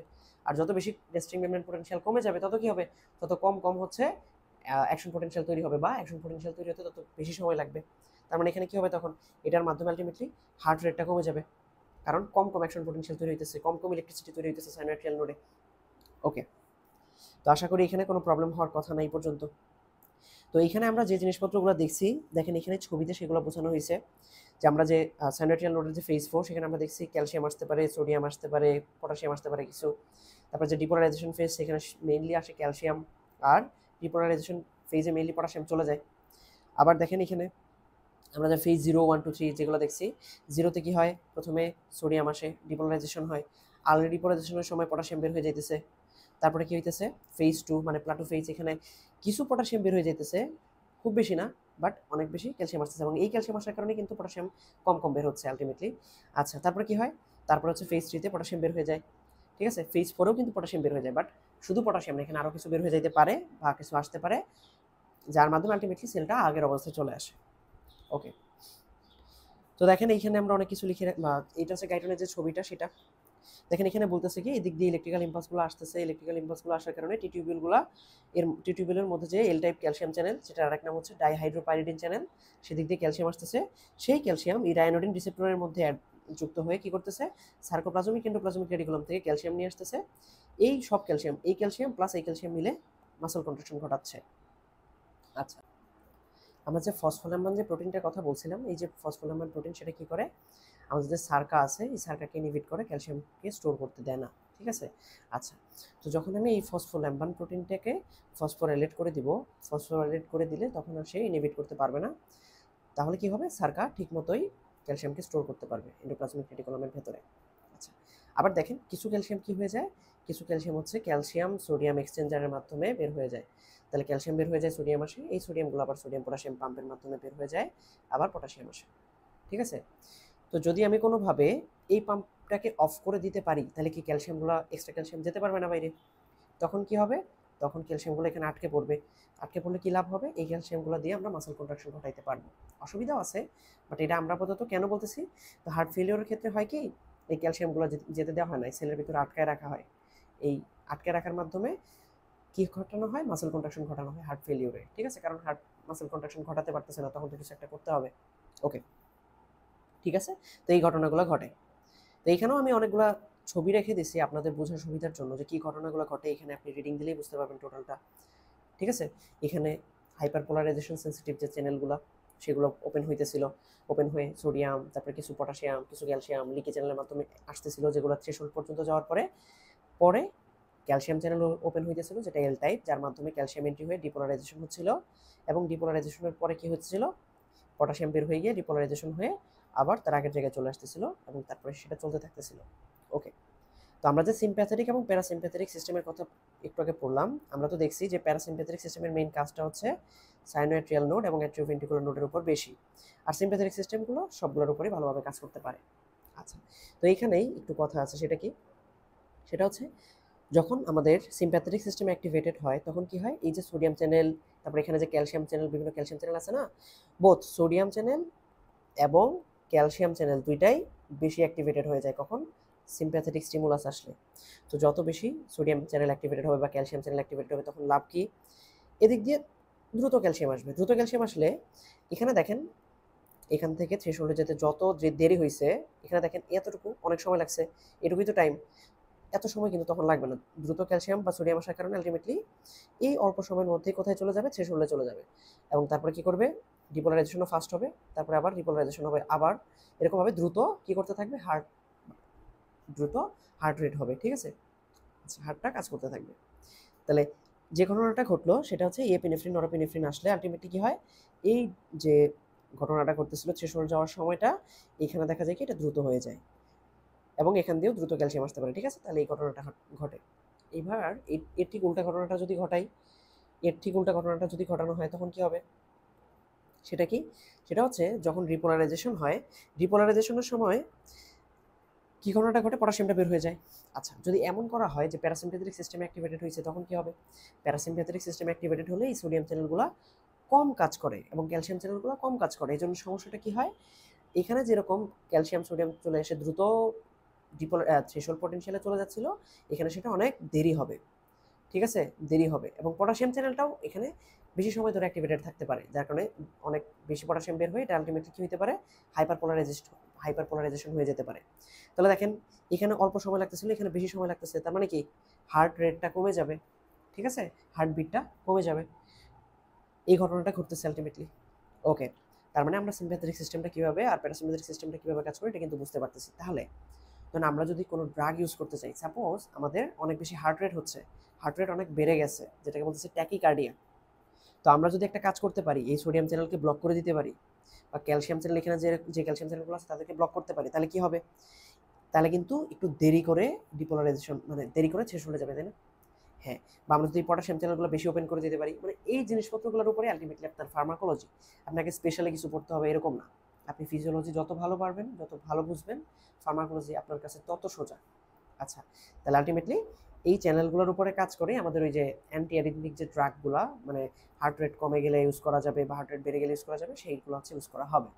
আচ্ছা, আবার আমরা তো দেখছি যে প্লাটোফেজে ক্যালসিয়াম যখন এন্ট্রি করে, ওই ক্যালসিয়াম এন্ট্রি করার পরেই মেনলি কী হয়? মাসল কন্ট্রাকশন হয়। এবং আপনি এটা দেখতে পাচ্ছেন, নর্মালি যে কোনো স্কেলেটাল মাসলের ক্ষেত্রে মাসল কন্ট্রাকশন হয় হচ্ছে রিপোলারাইজেশনের পর, মানে অ্যাকশন পটেনশিয়াল হওয়ার পরে, রিপোলারাইজেশনের পরে। বাট এখানে কি হইতেছে দেখেন, এখানে কিন্তু প্লাটো ফেজটাতেই মেইনলি, বা কিছু রিপোলারাইজেশন ফেজ পর্যন্ত যেতে পারে, মেইনলি কি বলে অ্যাকশন পটেনশিয়াল, মানে কি বলে কন্ট্রাকশনটা হয়। এটা আমাদেরকে কিন্তু মনে রাখতে হবে, এটা কিন্তু হার্টের ক্ষেত্রে কিছুটা এক্সেপশন। ঠিক আছে? ওকে, এবার আমরা কিছু ক্লিনিক্যাল জিনিসপত্রকে বোঝার চেষ্টা করব। কি ক্লিনিক্যাল জিনিসপত্র? আচ্ছা দেখেন, ফার্স্ট আমরা এটা একটু দেখি। ফার্স্টে সাইনোঅ্যাট্রিয়াল নোড যখন ইলেকট্রিক্যাল ইম্পালসগুলোকে জেনারেট করে পাশের অ্যাট্রিয়ামগুলোতে ছড়ায় দেয়, তখন কি করবে? এই অ্যাট্রিয়ামগুলো ডিপোলারাইজেশন বা এখানে ইলেকট্রিক্যাল অ্যাক্টিভিটিগুলো চলতে থাকবে। তো এই যে অ্যাট্রিয়ামের যখন ডিপোলারাইজেশন হয়, তখন অ্যাট্রিয়ামগুলোকে কন্ট্রাক্ট করবে একটু পরে। আচ্ছা, তো এই অ্যাট্রিয়ামগুলো ডিপোলারাইজেশনের যে ওয়েভ সেটাকে আমরা এই পি ওয়েভ দিয়ে ইসিজিতে আমরা বুঝি। দেখেন ইসিজির এটা কোনো ক্লাস ইসিজি আমি এটা নিচ্ছি না এখানে, আমাদের ইসিজির আলাদা ক্লাস হবে, সেখানে কনসেপচুয়ালি আরও ডিপ অনেক কথাবার্তা বলা হবে। এখানে জাস্ট আমরা কিছু জিনিসপত্রকে রিলেট করার জন্য বলতেছি, ঠিক আছে? এগুলো সব এক্সপ্লেন করা হবে। আচ্ছা, তো ঘটনাটা হইলো, ফার্স্টে কি হলো, অ্যাট্রিয়ামটা কি হলো, ডিপোলারাইজেশন হইলো। এই অ্যাট্রিয়াম ডিপোলারাইজেশনের ইলেকট্রিক্যাল ওয়েভটা হচ্ছে এই পি ওয়েভ, ঠিক আছে? P wave. আচ্ছা, তারপরে কি হবে, এই পি ওয়েভটা হওয়ার পরে তারপরে ইলেকট্রিক্যাল ইম্পালসগুলো এই দিক দিয়ে আলটিমেটলি কি হবে, অ্যাট্রিওভেন্ট্রিকুলার যে নোডটা সেখানে আসবে। সেখানে আসার পরে কি হবে, একটু ডিলে হবে, এইটা হচ্ছে সেই ডিলে। আচ্ছা, ডিলে হওয়ার পরে সেটা কোথায় যাবে, সেটা হচ্ছে আমাদের এই ভেন্ট্রিকলে চলে আসবে। আচ্ছা, ভেন্ট্রিকলে চলে আসলে দেখা যাবে কি আস্তে আস্তে ভেন্ট্রিকলটা ডিপোলারাইজেশন হবে। আচ্ছা, তো ভেন্ট্রিকলের যে ডিপোলারাইজেশনটা সেটাকে এই কিউআরএস কমপ্লেক্স দিয়ে দেখানো হয়, কিউআরএস কমপ্লেক্স দিয়ে দেখানো হয়। এখানে কিউআরএস কেন আমি একটু ছোট্ট করে বলি, সেটা কি দেখেন, এই যে যখন আমাদের ইলেকট্রিক্যাল ইম্পালসগুলো আসতেছে, আমরা তো দেখছি, আচ্ছা আমরা এই ছবিটাকে আমরা জাস্ট এখানে একটু অ্যাড করি যেন আমাদের বুঝতে সুবিধা হয়। একটা সেকেন্ড, ওকে, এই ছবিটাকে আমরা জাস্ট বোঝার সুবিধার জন্য এখানে অ্যাড করে নিলাম। ওকে, দেখেন এই বান্ডেল অফ ফিজ থেকে যখন ইলেকট্রিক্যাল ইম্পালসটা নিচের দিকে আসতে থাকে তখন কি ঘটনাটা ঘটে, ঘটনাটা হচ্ছে এই যে লেফট বান্ডেল ব্রাঞ্চ এখান থেকে কিছু ফাইবার এই সেপ্টামের মধ্যে থাকে, বেশি ফাইবার, ঠিক আছে, রাইটের থেকে কম ফাইবার তুলনামূলক থাকে। এই জন্য হয় কি, এই লেফট থেকে ডিপোলারাইজেশন, সেপ্টালের যে ডিপোলারাইজেশন, সেপ্টামের এই ডিপোলারাইজেশনটা হইতে থাকে, ঠিক আছে? মানে আমি যদি শর্টে বলি, এখান থেকে যে ইলেকট্রিক্যাল ইম্পালসগুলো আসে এরা হচ্ছে এই সেপ্টামটাকে ডিপোলারাইজেশন করতে থাকে। তাহলে ডিপোলারাইজেশনের ডিরেকশনটা কি, এদিক থেকে এদিকে, এদিক থেকে এদিকে। তাহলে টোটালি আমি যদি বলি, এই টোটাল ডিরেকশনটা হচ্ছে আলটিমেটলি সবগুলো ওয়েভকে যদি আমি ভেক্টর যোগ করি তখন আলটিমেটলি কি হবে, সেপ্টামের ডিপোলারাইজেশন ওয়েভটা এরকম হবে, ঠিক আছে? আমি যদি অ্যাট্রিয়ামেরটা দেখাতাম, অ্যাট্রিয়াম কি হইতেছে, অ্যাট্রিয়াম হচ্ছে এদিক দিয়ে যখন যাইতেছে সবগুলো ডিরেকশন প্রায় এই এভিএন এর দিকে বা লেফট অ্যাট্রিয়ামের দিকে। তো এই সবগুলো মিলাই আলটিমেটলি সবগুলো ভেক্টরকে একত্রিত করলে একটা বড় ভেক্টর পাওয়া যায় অ্যাট্রিয়ামের জন্য। সেই বড় ভেক্টরটা ডিরেকশনটা কোন দিকে, এই দিকে, ঠিক আছে? ওকে, এবং এটাকে আমরা পিওএফ হিসেবে দেখতেছি, ডিপোলারাইজেশন, অ্যাট্রিয়ামের ডিপোলারাইজেশন। আচ্ছা, আর সেপ্টামে আসার পরে সেপ্টাম থেকে এদিকে যে কি হইতেছে, ডিপোলারাইজেশনটা হইতেছে, সেটার জন্য আমরা ওয়েভটা কোন দিকে দেখতে পাইতেছিলাম, এই দিকে। আচ্ছা, ঠিক আছে, তারপরে কি হইতেছে, তারপরে ইলেকট্রিক্যাল ইম্পালসগুলো এদিক দিয়ে যাইতেছে, এদিক দিয়ে রাইট বান্ডেল ব্রাঞ্চটাও আসতেছে। যখন এদিক দিয়ে আসবে তখন দেখেন এটার জন্য এদিকে এদিকে এদিকে এদিকে এরকম ইম্পালসগুলো আসতেছে, এটার জন্য এদিকে এদিকে। তো লেফটের জন্য লেফটে অনেকগুলো ইলেকট্রিক্যাল ভেক্টর তৈরি হবে এদিকে এদিকে, তাই না? রাইটের জন্য এদিকে রাইটে অনেকগুলো ইলেকট্রিক্যাল ভেক্টর তৈরি হবে। ওকে, তো লেফটের সবগুলো ইলেকট্রিক্যাল ভেক্টরকে আমি যদি অ্যাড করি তাহলে লেফটের ইলেকট্রিক্যাল ভেক্টরটাকে আমি এরকম পাবো, রাইটের গুলোকে যোগ করলে রাইটের আমি এরকম একটা ইলেকট্রিক্যাল ভেক্টর পাবো। এবং লাস্টের দিকে দেখেন এই ফাইবারগুলো একদম লাস্টে হচ্ছে এই সেপ্টামের দিকে চলে আসে, একদম লাস্টে সেপ্টামের দিকে চলে আসে। এই জন্য সেপ্টাল যে ডিপোলারাইজেশনটা, এটার যে ওয়েভটা, এটা হচ্ছে ডিরেকশনটা তো বোঝাই যাচ্ছে কেন এইদিকে, কারণ এই ফাইবারগুলোর ডিরেকশনই তো এইদিকে, এদিক দিয়ে ইলেকট্রিক্যাল ইম্পালসগুলো আসবে আলটিমেটলি, তাই না? ওকে, তাহলে সেপ্টাল ডিপোলারাইজেশনের জন্য ওয়েভ কোনটা, সেটা হচ্ছে এইটা। তাহলে এখন এটাকে আমরা যদি এসএসের সাথে মিলাই, ডিপোলারাইজেশনগুলো কিভাবে হচ্ছে সেটাকে যদি মিলাই, দেখেন এইটার জন্য, এইটার জন্য আমার হচ্ছে, আচ্ছা আমি এখানে দেখাই, এই ওয়েভটা আলটিমেটলি আমার এই পি ওয়েভ।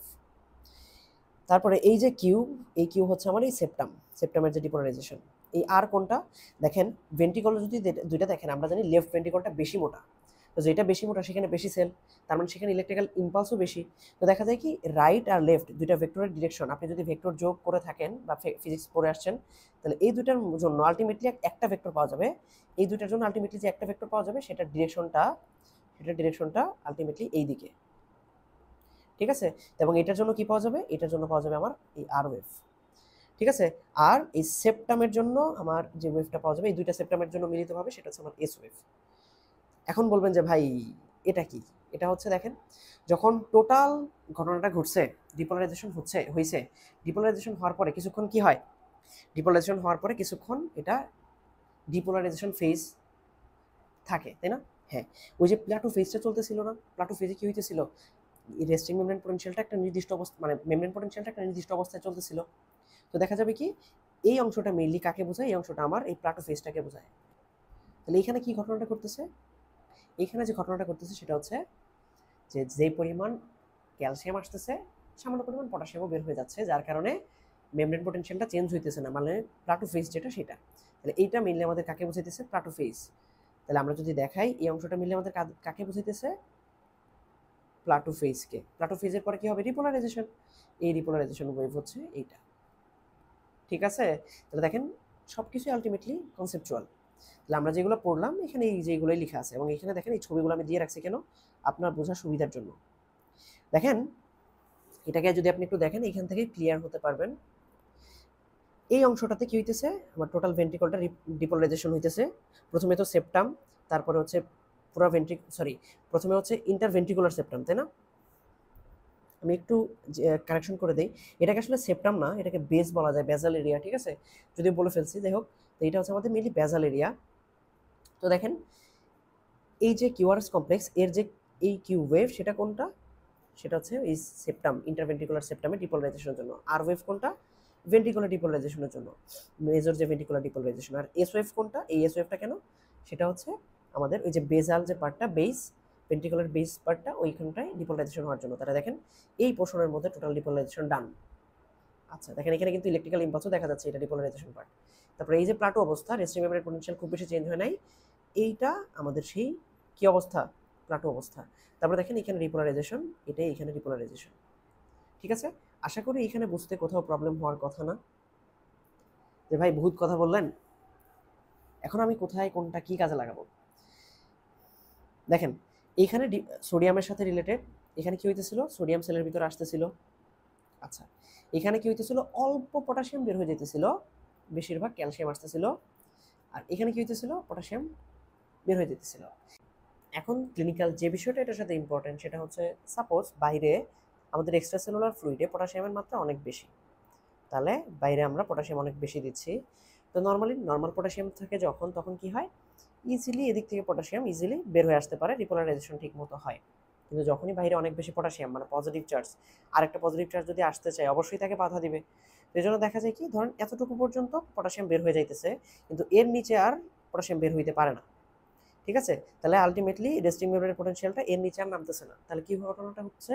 যে কিছু পটাশিয়াম বের হচ্ছে ঠিকই, বাট খুব বেশি পটাশিয়াম বের হতে পারতেছে না। অসুবিধাটা তাহলে কোথায়?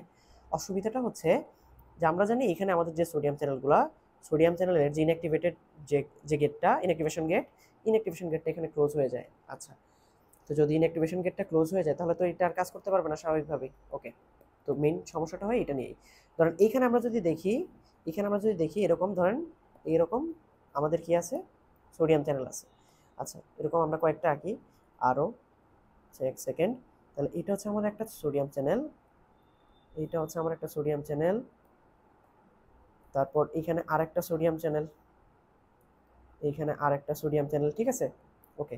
তো দেখা যায় কি, আমরা জানতাম যে আমাদের রেস্টিং মেমব্রেন পোটেনশিয়াল যত নিচের দিকে যাবে আর আমাদের সোডিয়াম চ্যানেলের যে ইনঅ্যাক্টিভেশন গেটগুলো তত বেশি ওপেন হবে। ঠিক আছে, তো দেখা যায় কি এখানে এটা ক্লোজ, এটা ক্লোজ, কিন্তু ইনঅ্যাক্টিভেশন গেটগুলোও ক্লোজ। তো ইনঅ্যাক্টিভেশন গেটগুলো তো খুলতে হবে, ইনঅ্যাক্টিভেশন গেটগুলো না খুললে তো আর সোডিয়াম চ্যানেলটা কাজ করতে পারবে না। যত নিচের দিকে যাবে তখন দেখা যাবে কি ইনঅ্যাক্টিভেশন গেটগুলো তত বেশি খুলতেছে। তো এই পর্যায়ে যখন দেখা যাবে কি একটা দুইটা খোলা আছে ইনঅ্যাক্টিভেশন গেট, খুব বেশি খোলা নেই। সাপোজ আমি ধরে নিলাম যে এই গেটটা খোলা আর এই গেটটাও খোলা। ঠিক আছে, তাহলে তিনটার মধ্যে দুইটা বা পাঁচটার মধ্যে ধরেন দুইটা আমি বুঝালাম। তাহলে আলটিমেটলি কি, এখন কিন্তু সোডিয়াম চ্যানেল কম অ্যাভেলেবল আছে, যেই সোডিয়াম চ্যানেলগুলো আমাদের জন্য কাজ করবে, কারণ এরাই তো আবার এইখানে কাজ করবে, তাই না? হ্যাঁ, তাহলে আমাদের যে সোডিয়াম চ্যানেলগুলো, এই সোডিয়াম চ্যানেল ফাংশনাল আছে কম। তো যদি ফাংশনাল সোডিয়াম চ্যানেলের পরিমাণই কম থাকে, সোডিয়াম চ্যানেল যদি কম থাকে, তাহলে দেখেন কি ঘটনাটা হবে। যে সোডিয়ামের মাধ্যমে আলটিমেটলি ডিপোলারাইজেশন হতো, এই সোডিয়ামের মাধ্যমেই এখন সোডিয়াম চ্যানেলের মাধ্যমে ডিপোলারাইজেশন হতে কি বেশি সময় লাগবে না? অবশ্যই বেশি সময় লাগবে, কারণ আগে তিনটা সোডিয়াম চ্যানেল ফাংশনাল ছিল, এখন তো দুইটা। তাহলে দেখা যাবে কি এই জন্য বেশি সময় লাগতেছে, মানে এটা একটু কার্ভটা এরকম বেঁকে যেতে পারে। তার মানে কি হইতেছে? বেশি সময় লাগতেছে। তাহলে ডিপোলারাইজেশন হতে যদি বেশি সময় লাগে, আর আমরা কি দেখতেছি, ভেন্ট্রিকলের বা এই যে মায়োসাইটগুলোর ডিপোলারাইজেশনের জন্য দায়ী কোন কমপ্লেক্স? QRS complex. তাহলে এই কিউআরএস কমপ্লেক্সের এইখান থেকে এটাই তো মেইনলি টাইম, এই টাইম কোনটা? এটাই কিন্তু টাইম। তাহলে কিউআরএস কমপ্লেক্স যত ডান দিকে, মানে বেশি সময় ধরে হবে, তখন কি তত কি ডান দিকে চলে যাবে না? হ্যাঁ, তখন কি হবে? এইখান থেকে এই পর্যন্ত মানে টাইমটা আরও বেড়ে যাবে, তার মানে কিউআরএস কমপ্লেক্সটা ওয়াইড হয়ে যাবে। তাহলে পটাশিয়াম যখন বাড়তেছে, পটাশিয়াম যখন হাইপারক্যালেমিয়া যখন হইতেছে তখন কিউআরএস কি হইতেছে, কিউআরএস প্রলং হয়ে যাইতেছে, ঠিক আছে, কিউআরএস অনেক বেশি প্রলং হয়ে যাইতেছে। তারপরে দেখেন রিপোলারাইজেশন কি খুব ভালোভাবে হতে পারতেছে? অবশ্যই না, রিপোলারাইজেশন ভালো হইতে পারতেছে না। তখন কি হবে, টি ওয়েভটা, এখানে যে টি ওয়েভ আছে না, এটা এত টল হয়ে যাবে, ঠিক আছে, টি ওয়েভটা কি হবে, টল হয়ে যাবে, লম্বা হয়ে যাবে, ঠিক আছে। এই জিনিসপত্রগুলা বুঝে যেতেছে, এই জিনিসপত্রগুলো ঘটবে। আচ্ছা, তাহলে হাইপারক্যালেমিয়াতে এই ঘটনাগুলো ঘটবে। এবার এর উল্টা ঘটনাতে যদি আসি, যে আমরা যদি আসি যে হাইপোক্যালেমিয়া যদি হয়, সাপোজ যে কোনো এক পেশেন্ট, আমরা এটাকে একটু মুছে দিই, আচ্ছা এটা থাকুক, এটাকে মুছে দিই। তাহলে যদি কারো হাইপোক্যালেমিয়া হয়, হাইপোক্যালেমিয়া মানে কি, এইখানে পটাশিয়াম যতগুলো থাকার কথা তার থেকে কম পরিমাণ পটাশিয়াম আছে, তাহলে তাহলে তার সমস্যা নাই, ইজিলি এবং আরো বেশি পরিমাণ পটাশিয়াম চলে যাবে, এখন আর পটাশিয়াম যেতে সমস্যা নাই। তাহলে পটাশিয়াম যদি চলে যায় তাহলে সব, তখন কি হবে, তখন দেখা যাবে এই রেস্টিং মেমব্রেন পোটেনশিয়ালটা আগে এতটুকু ছিল, এখন আরো কমে যাবে। কেন? বেশি বেশি পটাশিয়াম চলে যেতেছে, হাইপারপোলারাইজেশন হইতেছে, এটা তো বুঝে যেতেছে, তাই না? আচ্ছা, তো এই হাইপারপোলারাইজেশন হইতেছে, পটাশিয়াম বেশি বেশি বের হয়ে যেতেছে, তাহলে সোডিয়াম চ্যানেলে তো সমস্যা হবে না, সোডিয়াম চ্যানেল তো সব আবার রিঅ্যাক্টিভ হয়ে যাবে, তাই না? তো ডিপোলারাইজেশনে তো এখন তেমন সমস্যা হওয়ার কথা না, ওকে। কিন্তু সমস্যা কোথায় হবে? সমস্যা হচ্ছে যখন অনেক বেশি সময় ধরে রিপোলারাইজেশন হবে, তখন রিপোলারাইজেশন বেশি সময় লাগতেছে। আচ্ছা, আরেকটা কথা হচ্ছে যে এই যে এইখানটাতে লেট যে রিপোলারাইজেশনটা হয়, অনেক সময় এই লেট রিপোলারাইজেশনের জন্য অনেক লিডে কি হয়, আরেকটা ওয়েভ দেখা যায়, সেটাকে বলা হয় ইউ ওয়েভ। কি ওয়েভ? ইউ ওয়েভ, মানে এই টি ওয়েভের পরে এখানে আরেকটা ওয়েভ থাকে, এটা অ্যাবনর্মাল না, অনেকগুলোতে দেখা যেতে পারে, ঠিক আছে, ইউ ওয়েভ। তো দেখেন এখানে লেট যে রিপোলারাইজেশনটা ওটা যদি বেশি হয়, তাহলে ইউ ওয়েভটা কি প্রমিনেন্ট হবে না? ইউটা কি প্রমিনেন্ট হবে না? কারণ কি, লাস্টের দিকে অনেক বেশি রিপোলারাইজেশন হইতেছে, মানে হাইপারপোলারাইজেশন হওয়ার কারণে, তাই না? তখন কি হবে, ইউ ওয়েভটা প্রমিনেন্ট হবে। এবং রিপোলারাইজেশন যদি বেশি সময় ধরে হয়, তার মানে এই যে ঘটনাটা, তার মানে আলটিমেটলি এখান থেকে এটা ঘটতে কি টাইম বেশি লাগবে, ওকে। তো এখানে দেখেন, তাহলে আমরা একটা কথা বললাম কি, তাহলে একটা কথা বললাম এখানে যেহেতু, তাহলে হাইপোক্যালেমিয়া, হাইপোক্যালেমিয়া এখানে কি হবে, ইউ ওয়েভ হবে প্রমিনেন্ট। ইউ ওয়েভ কোন থেকে পাচ্ছি আমরা, লেট যে রিপোলারাইজেশন, এটার কারণে অনেক জায়গায় ইউএফ পাওয়া যেতে পারে, এটা নর্মাল। যদি লেট রিপোলারাইজেশন বেশি হয় তাহলে তো ইউএফ প্রমিনেন্টই হবে। আচ্ছা, তারপরে আসি যে এখানে আমি যেটা দেখানোর জন্য নিয়ে আসছি সেটা হচ্ছে কি, দেখেন এই কিউ শুরু হওয়ার থেকে শুরু করে টি পর্যন্ত যে সময়টা, এটাকে বলা হয় কিউটি ইন্টারভাল। এখন আমাকে কমন সেন্স থেকে বলেন, এখানে রিপোলারাইজেশন হতে কি বেশি সময় লাগতেছে না? অবশ্যই লাগতেছে। তো বেশি সময় লাগলে কি, এই কিউ থেকে এই টি পর্যন্ত বেশি সময় লাগবে না? মানে আগে যতটুকু লাগছে, সাপোজ এখান থেকে এতটুকু আগে লাগতো, এখন কি বেশি, যেহেতু সময় বেশি লাগবে, তার মানে কি কিউটি প্রলঙ্গেশন হবে না, কিউটি এরকম বেশি হয়ে যাবে না? বেশি হবে, এটাকে বলা হয় কিউটি প্রলঙ্গেশন, প্রলঙ্গেশন। তাহলে এটা কোথায় দেখা যাবে, হাইপোক্যালেমিয়াতে, ঠিক আছে। আমি যে ঘটনাগুলো বললাম এটাই আলটিমেটলি এখানে লেখা, যে হাইপারক্যালেমিয়াতে কি ঘটে আর হাইপোক্যালেমিয়াতে কি ঘটে। আমরা এখন দেখি প্রলঙ্গেশনগুলো একটু যদি দেখি, দেখেন এটাতে আপনার অনেক কিছু দেওয়া, তো আপনার ঝামেলা হতে পারে। এখানে দেখেন, এখানে দেখেন এই কিউআরএসটা ওয়াইড হয়ে গেছে, এই যে দেখেন এখান থেকে কিউআরএসটা কত বেশি ওয়াইড হয়ে গেছে এইখানটা, নর্মাল কিউআরএস থেকে। আচ্ছা এখানে দেখি, তাহলে আমার কম্পেয়ার কন্ট্রাস্ট করা যাবে। দেখেন এখানে কিউআরএসটা এতটুকু, ঠিক আছে। যখন হাইপারক্যালেমিয়া দেখেন কিউআরএসটা যথেষ্ট বড়, যথেষ্ট বড়, ঠিক আছে। তারপর আমরা আবার কি বলছিলাম, হাইপারক্যালেমিয়াতে আরেকটা ইম্পর্টেন্ট ঘটনা কি, টিউবওয়েভটা টল থাকে, টিউবওয়েভটা টল থাকে। দেখেন এখানে টল টিউবওয়েভ হাইপারক্যালেমিয়াতে, ঠিক আছে। দেখেন হাইপোক্যালেমিয়াতেও কিন্তু আমাদের রিপোলারাইজেশনটা এফেক্টেড হইতেছে, এবং আমরা সেজন্য কি পাইতেছি, আমাদের যে কিউটি, হাইপোক্যালেমিয়াতে কিউটি প্রলঙ্গেশন হইতেছে, পাশাপাশি ইউএফটা প্রমিনেন্ট হইতেছে, ঠিক আছে, ইউএফটা প্রমিনেন্ট হইতেছে। আচ্ছা, তো আশা করি এখানে বোঝার কোথাও প্রবলেম থাকার কথা না, ঠিক আছে। এবার আসি হচ্ছে ক্যালসিয়াম রিলেটেড কথা নিয়ে, সেটা কি আমরা এখানেই দেখি, আগের জিনিসপত্রগুলো যদি আমরা একটু মুছে দেই। আচ্ছা, তো আমরা দেখতেছিলাম কি যে প্লাটোফেজে কি হইতেছিল, ক্যালসিয়াম সেলের ভিতরে আসতেছিল এবং পটাশিয়াম বের হয়ে যাইতেছিল, যার কারণে আলটিমেটলি প্লাটো তৈরি হইতেছিল, সেটাকে আমরা এই জায়গার সমান ধরে আমরা কিউআরএস মানে এখানে পাচ্ছিলাম, কোথায় পাচ্ছিলাম, ইসিজিতে, ওকে। এখন ধরেন আমাদের বাইরে এক্সট্রাসেলুলার ফ্লুইডে ক্যালসিয়াম বেশি, ঠিক আছে, এক্সট্রাসেলুলার ফ্লুইডে ক্যালসিয়াম বেশি, এইখানে অনেক অনেক ক্যালসিয়াম আছে।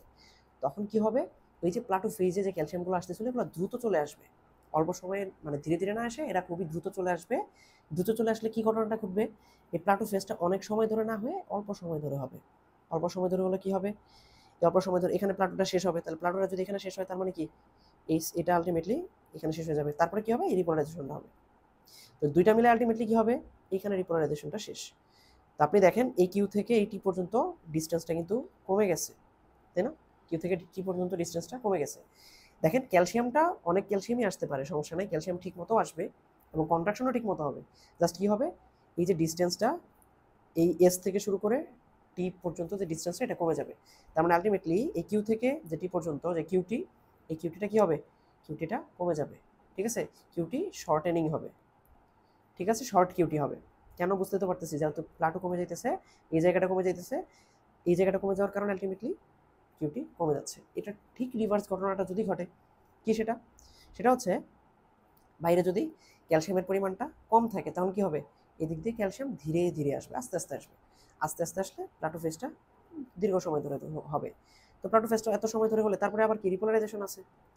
ঠিক আছে, তাহলে আলটিমেটলি কি হবে, এই যে প্লাটোর জন্য এতটুকু কি হবে, এই এস থেকে টি পর্যন্ত এতটুকু হবে, তারপরে তো আমাদের রিপোলারাইজেশন আছেই। তাহলে আলটিমেটলি কিউ থেকে টি পর্যন্ত কি অনেক ডিস্টেন্স বেড়ে যাবে না, বেড়ে যাবে। তাহলে হাইপোক্যালসেমিয়াতে কি হবে, আলটিমেটলি কিউটি হবে প্রলং। ঠিক আছে, কিউটি হবে প্রলং। এটার ছবিটা যদি আমরা জাস্ট এখানে দেখি, এখানে দেখেন হাইপার ক্যালসিমিয়াতে কি হইতেছে, এখানে হাইপার ক্যালসিমিয়াতে বাইরে বেশি ক্যালসিয়াম ছিল, বেশি বেশি আসতেছে। দেখেন এই যে মাঝখানে যে জায়গাটা, যেটা হচ্ছে বুঝাইতেছিল কি প্লাটো, এই প্লাটোটা অনেক কমে গেছে, আলটিমেটলি কি হয়েছে, শর্ট হয়ে গেছে কিউটি। ঠিক আছে, শর্ট কিউটি। আর হাইপো যখন ক্যালসিয়াম, মানে ক্যালসিয়াম অল্প অল্প আসতেছে, বেশি সময় ধরে প্লাটো হইতেছে, এই প্লাটো ফেজটা অনেক দীর্ঘস্থায়ী ধরে হইতেছে, আলটিমেটলি কি হইতেছে, কিউটি যেটা এখান থেকে কিউটিটা প্রলং হয়ে যেতেছে। ঠিক আছে, আচ্ছা দেখেন এখানে প্রলং এসটি সেগমেন্টও বলা যাবে, কারণ কি এইখান থেকে শুরু করে এই পর্যন্ত যে সেগমেন্টটা, এটাকে বলতেছে এসটি সেগমেন্ট। তাহলে এসটি সেগমেন্টও প্রলং হয়ে যেতেছে। আবার আপনি যদি বলেন যে কিউটি ইন্টারভাল প্রলং হয়ে যেতেছে, সেটাও ঠিক আছে। ম্যাগনেসিয়াম আপাতত আজকের ক্লাসের সাথে যায় না, এই জন্য মানে এই টপিকের সাথে যাচ্ছে না, পরবর্তীতে আমি যখন বলবো আরও ভালোভাবে বলে দিব না। ঠিক আছে, আজকে এতটুকুই মোটামুটি এই এই রিলেটেড কথাবার্তা। তাহলে আমরা মোটামুটি হাইপারক্যালেমিয়া, হাইপোক্যালেমিয়া, হাইপারক্যালসেমিয়া, হাইপোক্যালসেমিয়া এগুলো নিয়ে যে কথাগুলো বলুন, এখানে এগুলো লেখা আছে, আপনি জাস্ট রিডিং দিলে আশা করি বুঝতে পারবেন টোটাল বিষয়টা। ঠিক আছে, আর এই সবগুলোকে আমি যদি একটা একটা ছোট্ট করে একটা লেখায় আনতে চাই, সেটাও লেখায় আনা যাবে। দেখেন আমি এটাকে জাস্ট একটু, হ্যাঁ এই যে এখানে লিখে রাখছি। হাইপারক্যালেমিয়াতে কি হইতেছিল, হাইপারক্যালেমিয়াতে কি হইতেছিল আমরা জানি যে হাইপারক্যালেমিয়াতে পটাশিয়াম যেহেতু বাইরে বেশি, তো বেশি পটাশিয়াম বাইরে যেতে পারতেছে না। তো বেশি পটাশিয়াম যদি বাইরে যেতে না পারে, তাহলে কি সোডিয়াম যে ইনঅ্যাক্টিভ গেটটাও ভালোভাবে ওপেন হইতেছে না, আলটিমেটলি সোডিয়াম চ্যানেলগুলো কম ফাংশনাল থাকতেছে। তার মানে ডিপোলারাইজেশনটা কি হইতেছে, কম হইতেছে, মানে দেরিতে হইতেছে। তাহলে ডিপোলারাইজেশন যত দেরি হবে তত কি হবে, কিউআরএসটা ওয়াইড হবে। আচ্ছা, সেকেন্ড কথা যেটা, সেটা হচ্ছে যেহেতু ডিপোলারাইজেশনটা দেরিতে হইতেছে, তার মানে কি এক্সাইটেবিলিটিটা কমে যাইতেছে। ওই নার্ভটার এক্সাইটেশন এ যাওয়ার চান্সটা কমে যেতেছে, এক্সাইটেশন কম হইতেছে, প্লাস হচ্ছে কন্ডাকশন ভেলোসিটিটাও কমে যেতেছে। ঠিক আছে, ওকে। আবার দেখেন যেহেতু আমার রিপোলারাইজেশনের ক্ষেত্রে কি হইতেছে, পর্যাপ্ত রিপোলারাইজেশন হচ্ছে না, তাহলে কি সেখানে দেখা যাবে কি টল পিকড টিউবটা টল পাওয়া যাইতেছে।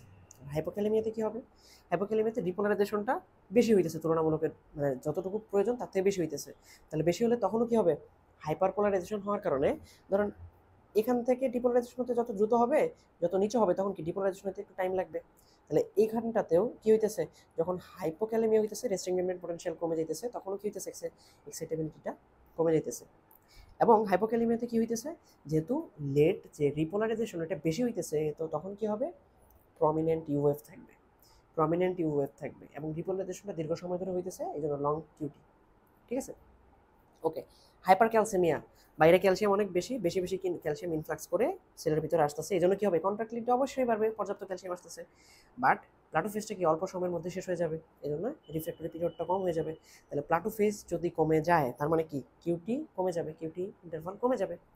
আর হাইপোক্যালসেমিয়াতে কি হয়, বাইরে ক্যালসিয়াম কম, তাহলে ক্যালসিয়াম আসতেছে আস্তে আস্তে এবং পর্যাপ্ত ক্যালসিয়াম আসতে পারবে না, মানে যতটুকু দরকার কন্ট্রাক্টিলিটির জন্য তার থেকে কম ক্যালসিয়াম আসবে, তাহলে কন্ট্রাক্টিলিটি কমে যাবে। আর অ্যাকশন পোটেনশিয়ালটা একটু দেরিতে হবে, মানে অ্যাকশন পোটেনশিয়াল দীর্ঘ হবে, কেন, রিফ্র্যাক্টরি পিরিয়ডটা তুলনামূলক লং হবে এটাতে। আচ্ছা, তো যেহেতু প্লাটো দীর্ঘস্থায়ী হবে ক্যালসিয়াম আস্তে আস্তে দীর্ঘ সময় ধরে আসার জন্য, এই জন্য লং কিউটি। ঠিক আছে, ওকে। এবার আসি প্রপার্টিস অফ কার্ডিয়াক মাসল। আপনাদের মনে হইতে পারে যে ভাই এখন এটা বলতেছেন, এটা তো ফার্স্টে বলা উচিত ছিল। আসলে এখন এটা বলতেছি কেন, এটা বলার কারণ হচ্ছে আপনাদের বুঝতে সুবিধা হবে।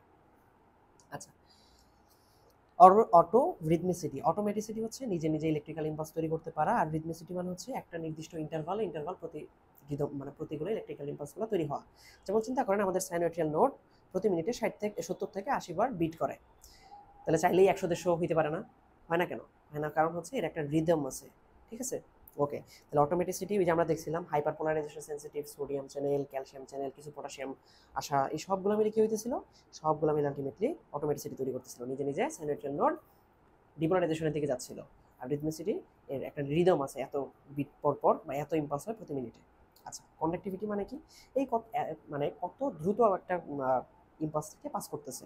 যেমন এই এর রেট দেখেন, এর রেট দেখেন, সবচেয়ে বেশি রেট কার? পারকিনসন সিস্টেমের। ওকে, এবং এটা নিয়ে আমরা বলে আসি কেন পারকিনসন সিস্টেমের বেশি, কেন গ্যাপ জাংশন বেশি ছিল, একদম সেলগুলো ইলেকট্রিক্যাল ইম্পালসের ডিরেকশনে ছিল, রেজিস্ট্যান্স কম ছিল। ঠিক আছে? ওকে, এইরকম অনেক কিছু ছিল। আচ্ছা, এখন এখানে আরেকটা কথা আমি একটু বলি। ধরেন সাইনোয়েট্রিয়াল নোড, এখান থেকে ইলেকট্রিক্যাল ইম্পালস ফার্স্টে অ্যাট্রিওভেন্ট্রিকুলার নোডে আসে, সেখান থেকে আবার পারকিনসন সিস্টেম। আচ্ছা, এখন আপনাদের অবশ্যই এটা ধারণার মধ্যে আছে যে সাইনোয়েট্রিয়াল নোডও নিজে নিজে ইলেকট্রিক্যাল ইম্পালস তৈরি করতে পারবে, এও তৈরি করতে পারবে, এও তৈরি করতে পারবে। আচ্ছা, তাহলে এখন নর্মালি কেন অ্যাট্রিওভেন্ট্রিকুলার নোড নিজে নিজে ইম্পালস তৈরি করে না, কেন পারকিনসন সিস্টেম তৈরি করে না? কারণ হচ্ছে ও যে ইম্পালসটা তৈরি করবে এর আগেই দেখা যায় যে সাইনোয়েট্রিয়াল নোডের ইম্পালসটা তৈরি মানে চলে আসে। ঠিক আছে? বা এ যে ইম্পালস তৈরি করবে তার আগে দেখা যায় এভিএন থেকে ইম্পালস চলে আসে। মানে কি, এটা হচ্ছে আরেকজনের মাধ্যমে ওভার ড্রিভেন হয়। ঠিক আছে? মানে এ হচ্ছে এর জন্য কাজ করতেছে, এর পুশ করার মাধ্যমে কাজ করতেছে, আর এ হচ্ছে এর পুশ করার মাধ্যমে কাজ করতেছে, এই জন্য নিজে নিজে কাজ করতে পারতেছে না আলাদা করে। আচ্ছা, এবার ধরেন আমার অ্যাট্রিওভেন্ট্রিকুলার নোডটা কাজ করতে পারতেছে না, ইলেকট্রিক্যাল ইম্পালসকে ট্রান্সফার করতে পারতেছে না, বা আমার প্যারাসিম্প্যাথেটিক সিস্টেম এত বেশি অ্যাক্টিভেটেড হয়েছে, মানে ভেগাস নার্ভ এত বেশি অ্যাক্টিভেটেড হয়েছে, তার কারণে কি অ্যাট্রিওভেন্ট্রিকুলার নোডের কন্ডাকশন একেবারে ব্লক করে দিচ্ছে। তাহলে কি হবে? অ্যাট্রিয়াম থেকে ভেন্ট্রিকলে কোনো ইম্পালসই যাবে না। তাহলে কি হবে? দেখা যাবে 5 থেকে 20 সেকেন্ড পর্যন্ত অ্যাট্রিয়ামটা কি হবে, মানে ভেন্ট্রিকলটা কি হবে? অফ হয়ে থাকবে। তাহলে এত সেকেন্ড পর্যন্ত কি থাকবে? ভেন্ট্রিকলটা অফ, কন্ট্রাক্ট করতে পারতেছে না। এটাকে কি বলা হয়? তখন এটাকে এই যে ঘটনাটা ঘটতেছে এটাকে বলা হয় Stokes Adam syndrome. Stokes Adam syndrome. ঠিক আছে? ওকে, এবার কিছুক্ষণ পর দেখা যাবে কি, 5 থেকে 20 সেকেন্ড পর দেখা যাবে কি যে অ্যাট্রিওভেন্ট্রিকুলার নোড বা পারকিনসন সিস্টেম নিজেই একটা ইলেকট্রিক্যাল ইম্পালস তৈরি করে, তারপরে কি করতেছে? নিজেদের মতো ইলেকট্রিক্যাল ইম্পালস ট্রান্সফার করতেছে এবং ভেন্ট্রিকল কন্ট্রাক্ট করতেছে। তখন কি করতেছে? তখন অ্যাট্রিয়ামের উপর ভেন্ট্রিকলটা ডিপেন্ডেন্ট না, তখন অ্যাট্রিয়াম আলাদা কন্ট্রাক্ট করতেছে, ভেন্ট্রিকল আলাদা কন্ট্রাক্ট করতেছে। এই যে সাইনোঅ্যাট্রিয়াল নোডের যে কি বলছিল বাধা ধরা ছিল পারকিনসন সিস্টেমটা, এটা কি করতেছে? তার থেকে আলাদা হয়ে যাইতেছে। এটাকে বলতেছে ভেন্ট্রিকুলার এসকেপ। Ventricular escape. ঠিক আছে? মানে সাইনোঅ্যাট্রিয়াল নোড থেকে পারকিনসন সিস্টেমটা মুক্ত হয়ে গেছে, সাইনোঅ্যাট্রিয়াল নোডের যে খাঁচা ছিল সেখান থেকে। ঠিক আছে?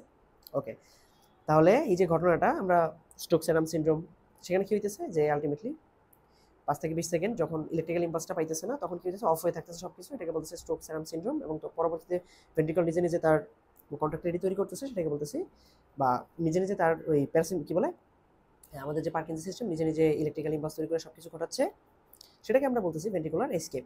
ওকে, তারপরে এক্সাইটেবিলিটি, যেটাকে বলতেছে ব্যাথমোট্রপি। দেখেন, একটা নার্ভ মানে এই কার্ডিয়াক মাসল যত বেশি এক্সাইটেড হবে, এক্সাইটেবিলিটি যত বাড়বে তত কি হবে? ব্যাথমোট্রপিটা তখন আমরা বলবো পজিটিভ, মানে ও বেশি এক্সাইটেবিলিটি আছে ওর। আর এক্সাইটেবিলিটি যদি কমে যায় তখন সেটাকে কি বলবো? নেগেটিভ ব্যাথমোট্রপি। ঠিক আছে? ওকে, তারপরে কন্ট্রাক্টিলিটি এটাকে আমরা আরেকটু পরেও ভালোভাবে বলবো। দেখেন, আমাদের যে কার্ডিয়াক মাসলগুলা কি করে, আমরা তো দুইটা all or none law already পড়ে আসছি। অল অর নান ল সম্বন্ধে আমাদের আইডিয়া আছে, আর নতুন একটা, সেটা হচ্ছে Frank Starling law. All or none law কি? যে ইলেকট্রিক্যাল ইম্পালস আসলো বাট সেটা থ্রেশহোল্ড পর্যন্ত গেল না, তাহলে কি কোনো ইলেকট্রিক্যাল ইম্পালস আলটিমেটলি কাজ করবে? কাজ তো করবে না। ঠিক আছে? তাহলে মাসেল কন্ট্রাকশন আলটিমেটলি হবে না। ঠিক আছে? যদি থ্রেশহোল্ডে পর্যাপ্ত যায় তাহলে পুরো মাসেল ফাইবারটা ম্যাক্সিমাম কন্ট্রাকশন করবে, আর না গেলে কন্ট্রাকশনই করবে না। ওকে, ফ্র্যাঙ্ক স্টার্লিং এর ল কি? ফ্র্যাঙ্ক স্টার্লিং এর ল হচ্ছে যে ধরেন একটা মাসেলে, ধরেন এই মাসেলটাতে অল্প ব্লাড আছে, তাহলে মাসেলটা কম স্ট্রেস হবে। আর একটু বেশি ব্লাড আসলো বাট নর্মালকে অতিক্রম করলো না, ঠিক আছে? তখন কি হবে? এই মাসেলটা বেশি স্ট্রেস হয়ে বেশি লম্বা হবে। তো তখন দেখা যাবে কি এই মাসেলটা বেশি কন্ট্রাক্ট করবে। ঠিক আছে? তার মানে মাসেল ফাইবারের স্ট্রেংথ যত বেশি, ফোর্স অফ কন্ট্রাকশনও তত বেশি। ঠিক আছে? এইটাকেই বলতেছি কি আমরা ফ্র্যাঙ্ক স্টার্লিং ল। ঠিক আছে? ওকে, তারপরে আসি রিফ্র্যাক্টরি পিরিয়ড। এটা নিয়ে তো অলরেডি বলছি, একটা থাকে অ্যাবসলিউট, একটা হচ্ছে রিলেটিভ। তো যখন ডিপোলারাইজেশনটা শুরু হইলো এই থ্রেশহোল্ডের পর থেকে, তখন কি হইতেছে, সোডিয়াম চ্যানেলটা ওপেন ওপেন ওপেন, একটা সময় গিয়ে কি হয়, ইনঅ্যাক্টিভেশন গেটটা দেখেন বন্ধ হয়ে গেছে। আগে দেখেন ইনঅ্যাক্টিভেশন গেটটা এখানে ওপেন এখানে ওপেন, বাট এখানে যখন ইনঅ্যাক্টিভেশন গেটটা বন্ধ হয়ে গেছে তখন এখান থেকে তখন সোডিয়াম চ্যানেলটা প্রায় ব্লক। দেখা যায় কি, এই যে এখানে যদিও একটু মানে এই পর্যন্ত দিয়ে দিছে, কিন্তু এটা আসলে আরেকটু নিচে এই পর্যন্ত আসবে। দেখা যাবে কি এই অংশ মানে ডিপোলারাইজেশনের এই পার্টটা যাওয়ার পরে কি হবে, আস্তে আস্তে সোডিয়াম চ্যানেলগুলো অ্যাক্টিভ হওয়া শুরু করতে থাকবে, মানে ইনঅ্যাক্টিভ গেটগুলো আস্তে আস্তে খুলতে শুরু করবে। যেমন ধরেন এইখানটাতে আমরা বলতেছি দুইটার ইনঅ্যাক্টিভেশন গেট খুলছে আর দুইটা খুলে নাই, আরও যত নিচের দিকে যাবে ইনঅ্যাক্টিভেশন গেট তত খুলতে থাকবে। তাহলে ইনঅ্যাক্টিভেশন গেট খোলার আগ পর্যন্ত মানে হচ্ছে এইখানটাতে আপনি যতই ট্রাই করেন, আপনি যতই ইম্পালস পাঠান, আলটিমেটলি এই মায়োসাইট আলটিমেটলি কি করবে, ওই ইলেকট্রিক্যাল ইম্পালসের প্রতি কোনো সাড়া দিবে না। তখন সেটাকে আমরা কি বলবো, অ্যাবসোলুট রিফ্র্যাক্টরি পিরিয়ড, বা এটাকে ইফেক্টিভ রিফ্র্যাক্টরি পিরিয়ডও বলা হয়েছে। ঠিক আছে। আর এরপরে কি হইতেছে, আপনি একটু বেশি ইলেকট্রিক্যাল ইম্পালস পাঠালে কিন্তু সেটা আবার রেসপন্স করা শুরু করতেছে। কেন? কারণ হচ্ছে এই ইনঅ্যাক্টিভ যে গেটটা সেটা ওপেন হইতেছে আস্তে আস্তে, তাই না? তো যত নিচে দিকে যাবে তত বেশি কি হবে, ইলেকট্রিক্যাল ইম্পালসের প্রতি সাসেপ্টিবিলিটিটা বাড়বে। ওকে, তো দেখা যাবে কি এই জন্য এইখানটাতে একটু বেশি ইম্পালস পাঠাইলে কি হবে, সে অ্যাকশন পোটেনশিয়াল তৈরি করে ফেলতে পারবে, যেটাকে আমরা বলতেছি রিলেটিভ রিফ্র্যাক্টরি পিরিয়ড। ঠিক আছে।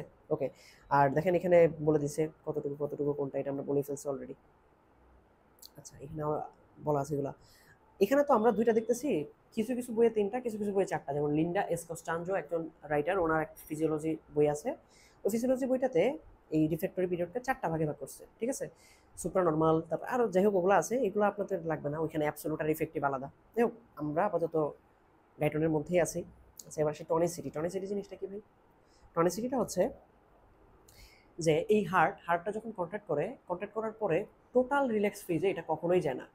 ধরেন আপনার কালকে পরীক্ষা, আপনি হচ্ছে পড়তেছেন, এই পড়ার পরে কি করবেন, আপনি ধরেন ভাবতেছেন যে একটু পাওয়ার ন্যাপ নেই, পাওয়ার ন্যাপটা নেই, তারপরে 5 মিনিট পাওয়ার ন্যাপ নেওয়ার পরে আমি আবার উঠে পড়তে বসবো। দেখা গেল এই পাওয়ার ন্যাপ নেওয়ার পরে আপনার 7 ঘন্টা চলে গেছে, সকালে ঘুম থেকে উঠছেন, আপনার পড়া হয় নাই, আপনার মাথা থাকড়াইতেছেন তখন। ঠিক আছে। তো কার্ডিয়াক মাসেলও যদি এমন হয় যে রিল্যাক্স করতে গেছে, তাহলে ও রিল্যাক্স করতে করতে অবস্থা খারাপ। ঠিক আছে। এই জন্যে কার্ডিয়াক মাসেলে সবসময় একটা পার্শিয়াল কন্ট্রাক্টাইল অবস্থা বিরাজ করে, এটাকে বলতেছি টনিসিটি। ঠিক আছে। এই টনিসিটি যদি হারায় যায় তখন কি হবে, এমন রিল্যাক্স হবে আপনি তখন সারা জীবনের জন্য রিল্যাক্স হয়ে যাবেন। ঠিক আছে। ওকে, তো এই টনিসিটির ক্ষেত্রে আমরা ওই অ্যাথলেটের সাথে এটা মিলাতে পারি, যে অ্যাথলেটটা কি করে, অ্যাথলেটরা যখন দৌড় দিবে, দৌড় দেওয়ার ঠিক আগে তার পায়ের বা তার হাতের এরকম বডি একটা পশ্চার থাকে। ঠিক আছে, দেখে মনে হয় যে সে মানে মাসেল অনেক কন্ট্রাক্ট করে আছে, এবং ওই অবস্থায় মাসেল কিন্তু দৌড় দেয় নাই, তাও কিন্তু একটা পার্শিয়াল কন্ট্রাক্টের অবস্থায় আছে। ওইটার সাথে আমরা এই টনিসিটি তুলনা করতে পারি। তারপরে আসি ফাংশনাল সেন্সাইটিয়াম। দেখেন আমাদের অ্যাট্রিয়াম এর মাসেল বা ভেন্ট্রিকুলার যে মাসেলগুলো আছে, এই মাসেলগুলো গ্যাপ জাংশন থাকার কারণে একটা আরেকটার সাথে খুব দ্রুত কানেকশন তৈরি করতে পারে। এই জন্য অ্যাট্রিয়াম একটা আলাদা সেন্সাইটিয়াম বা একটা আলাদা মাসেল, ভেন্ট্রিকল একটা আলাদা মাসেল হিসেবে কাজ করতে পারে। একটা অ্যাট্রিয়াম যখন ইলেকট্রিক্যাল ইম্পালস পায়, এই ইলেকট্রিক্যাল ইম্পালসগুলো খুব দ্রুত ছড়ায় যায়। একটা অ্যাট্রিয়ামের সেলের মধ্যে ইলেকট্রিক্যাল ইম্পালস পেলে সেটা খুব দ্রুত আরেকটা অ্যাট্রিয়াল ইলেকট্রিক্যাল মানে আরেকটা সেলে চলে যেতেছে, এই কারণে পুরো অ্যাট্রিয়াম একসাথে কাজ করতে পারতেছে, যার কারণে ফাংশনে মনে হইতেছে যে অ্যাট্রিয়াম একটাই সেল। সেমভাবে ভেন্ট্রিকলের কথাও একই, যে ভেন্ট্রিকল একটা ইম্পালস পেলে দ্রুত সেটা সব জায়গায় ছড়িয়ে যেতেছে, মনে হইতেছে যেন ভেন্ট্রিকলের সেলও একটাই। ঠিক আছে। তো এই যে অ্যাট্রিয়াম, এই অ্যাট্রিয়ামটাকে বলা হচ্ছে একটা ফাংশনাল সেন্সাইটিয়াম, ভেন্ট্রিকলের মাসকুলেচারটাকে বলা হচ্ছে আরেকটা ফাংশনাল সেন্সাইটিয়াম। ঠিক আছে।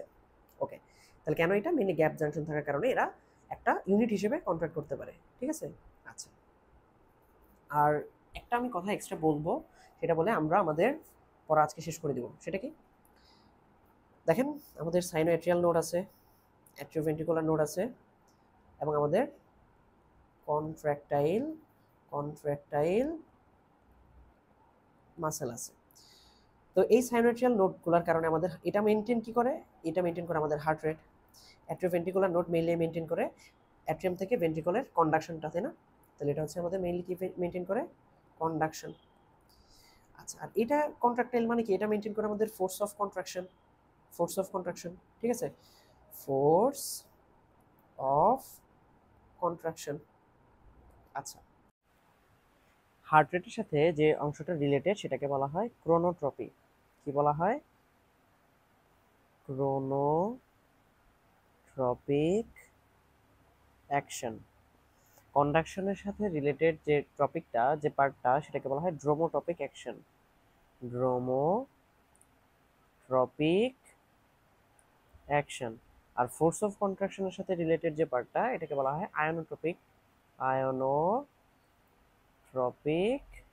অ্যাকশন। আচ্ছা, ধরেন আপনি হচ্ছে রাস্তা দিয়ে যাচ্ছেন, তখন আপনাকে একটা কুকুর ধাওয়া করছে, তখন আপনার সিম্প্যাথেটিক সিস্টেম অ্যাক্টিভেটেড হবে, তাই না? হ্যাঁ, তখন আপনার হার্ট বারবার বিট করবে, হার্ট বিভিন্ন মাসেলে, যেহেতু আপনি দ্রুত গতিতে দৌড়াবেন, তো ওই মাসেলগুলোতে ব্লাড সাপ্লাই দিতে হলে আপনার ফোর্স অফ কন্ট্রাকশন, কার্ডিয়াক মায়োসাইটের ফোর্স অফ কন্ট্রাকশন বেশি হতে হবে, এবং অ্যাট্রিয়াম থেকে দ্রুত গতিতে ইম্পালস ভেন্ট্রিকলে যেতে হবে। তার মানে আমি যদি বলি, যখন সিম্প্যাথেটিক অ্যাক্টিভেশন হবে তখন কি হবে? আমাদের হার্ট রেট বেড়ে যাবে, আমাদের কন্ডাকশন ভেলোসিটি বেড়ে যাবে, আমাদের ফোর্স অফ কন্ট্রাকশনও বেড়ে যাবে। এই যে বেড়ে যাওয়া, এটাকে কি বলা হয়? এটাকে বলা হয় পজিটিভ ক্রোনোট্রপিক অ্যাকশন, যেটা হচ্ছে হার্ট রেট বাড়াচ্ছে। আর এটাকে বলা হয় কন্ডাকশন যেহেতু বাড়তেছে, এটাকে বলা হয় পজিটিভ ড্রোমোট্রপিক অ্যাকশন। আর ফোর্স অফ কন্ট্রাকশন যেহেতু বাড়তেছে, এটাকে বলা হয় পজিটিভ আয়নোট্রপিক অ্যাকশন। আবার ধরেন আপনি হচ্ছে পরীক্ষা দিয়ে আসছেন, এখন আপনি রেস্ট করতেছেন রুমে, তো তখন আপনার কোন সিস্টেমটা অ্যাক্টিভেটেড? তখন হচ্ছে আপনার প্যারাসিম্প্যাথেটিক সিস্টেমটা অ্যাক্টিভেটেড।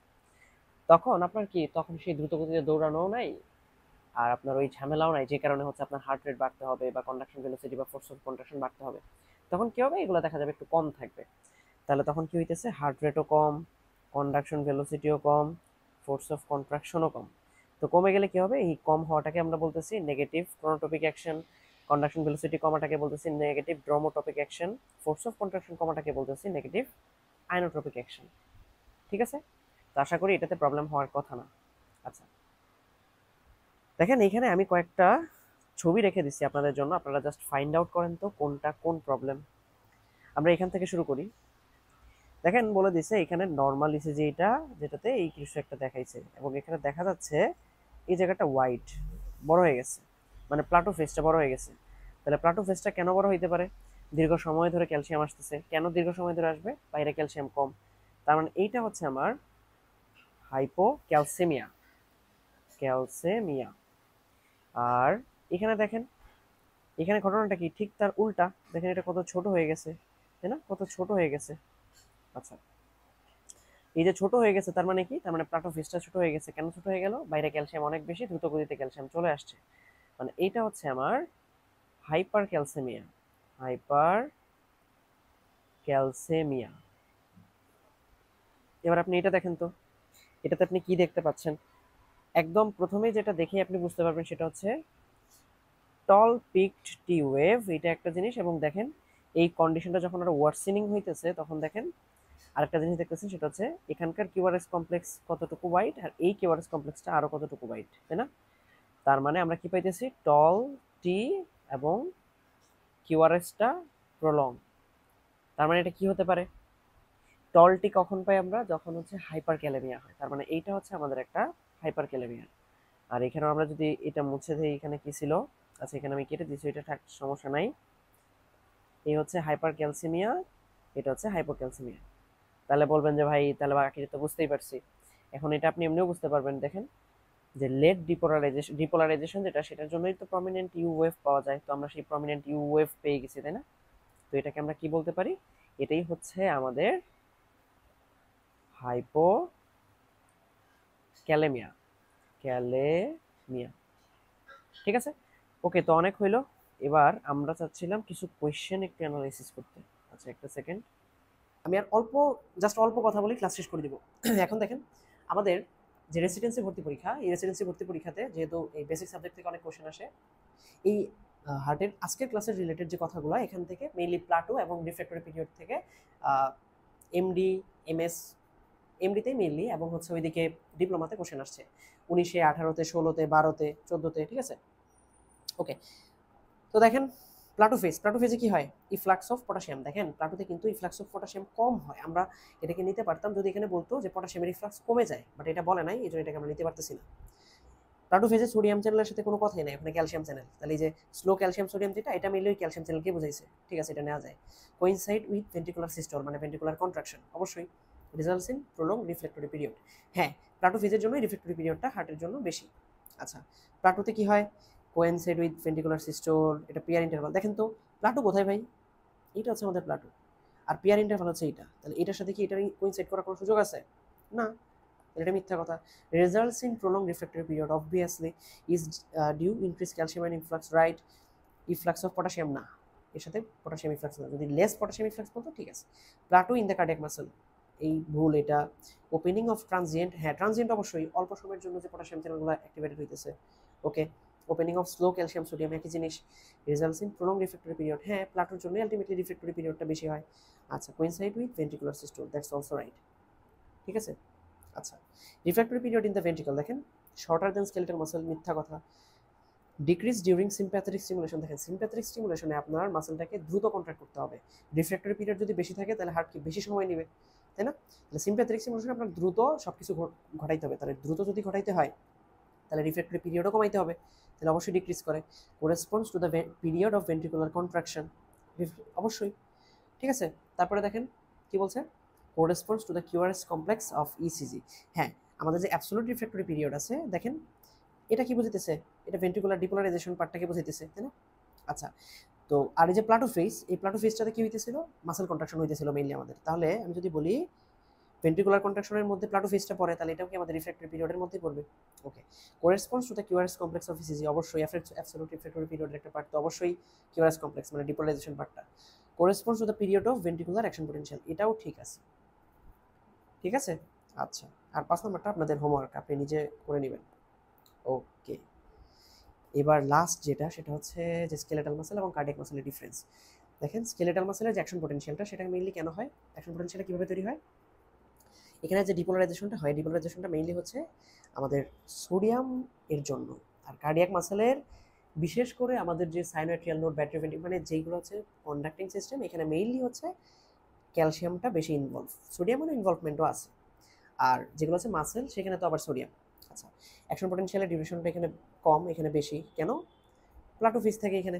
আচ্ছা, ক্যালসিয়াম সোর্স, এখানে শুধু সার্কোপ্লাজমিক রেটিকুলাম থেকে ক্যালসিয়াম এসে মাসেল কন্ট্রাকশন ঘটায়, বাট এখানে এক্সট্রাসেলুলার ফ্লুইড থেকেও আসে, প্লাস সার্কোপ্লাজমিক রেটিকুলাম থেকেও আসে। প্লাটো ফেজ এখানে আছে, এখানে নাই। পটাশিয়াম পারমিবিলিটি, দেখেন এখানে পটাশিয়াম দুইবার পারমিবল হয়, আর এখানে একবারই। এক্সাইটেশন, কন্ট্রাকশন, কাপলিং এগুলো দেখেন ওইগুলোই বলছে। আর রিফ্র্যাক্টরি পিরিয়ড এখানে কম, শর্ট, আর এখানে বেশি। তো এই, তো আশা করি আজকের ক্লাস রিলেটেড আমরা যেগুলো বললাম, আমার মনে হয় এই এতটুকু আপনাদের বোঝা উচিত এবং আপনারা ইজিলি বুঝে গেছেন, তো আপনাদের বুঝতে সমস্যা হওয়ার কথা না। বিষয় আমি জাস্ট এতটুকু রিকোয়েস্ট করবো আপনাদের কাছে, যে কোনো একটা কিছু পড়ার আগে আপনি জাস্ট একটু চিন্তা করবেন যে জিনিসটা আপনি কেন বুঝতে পারতেছেন না বা বোঝার চেষ্টা করতেছেন কি না। একটা নির্দিষ্ট সময় পর দেখবেন আপনি মুখস্থ করে অনেক কিছু মনে রাখতে পারতেছেন না। তো আমার কথা হচ্ছে আপনি যতটুকু পারেন মনে রেখে কাজ করার চেষ্টা করেন। আমার সমস্যা হচ্ছে আমি নিজেও মনে রাখতে পারি না, মানে বুঝতে মানে কি বলে মুখস্থ মনে রাখতে পারি না, এই জন্য আমি চেষ্টা করি অল্প বুঝি, তারপরে ওই বুঝে যতটুকু বোঝার যায় অতটুকু চেষ্টা করি। আচ্ছা, আর এই ক্লাস থেকে আমি আপনাদেরকে আমি এতটুকু বলি যে আমাদের পুরো কার্ডিয়াক ফিজিওলজি আপনি যদি করেন, আপনি যত পোস্ট গ্রাজুয়েশন পরীক্ষায় দেন আপনার এই বেসিকটা আলটিমেটলি ওখানেই কাজে লাগবে এবং ওখানেও কাজে লাগবে। আপনার আলাদা করে এই বেসিক ফিজিওলজি আশা করি আর পড়তে হবে না। এটা হচ্ছে আমি আমার পার্সোনাল অপিনিয়ন দিচ্ছি, আমি জানি না কতটুকু পারবো, আমি অত কিছু পারি না, এটা সত্যি কথা, কিন্তু আমি চেষ্টা করবো আমার মতো করে যেন এই বেসিক কনসেপ্টটা আপনাদের একদম পিজি রাগ পর্যন্ত বা পিজিতেও অন্য কোথাও থেকে আর আলাদা করে নিতে না হয়। তো আজকের ক্লাসে এতটুকুই, পরের ক্লাসে দেখা হবে, ভালো থাকেন।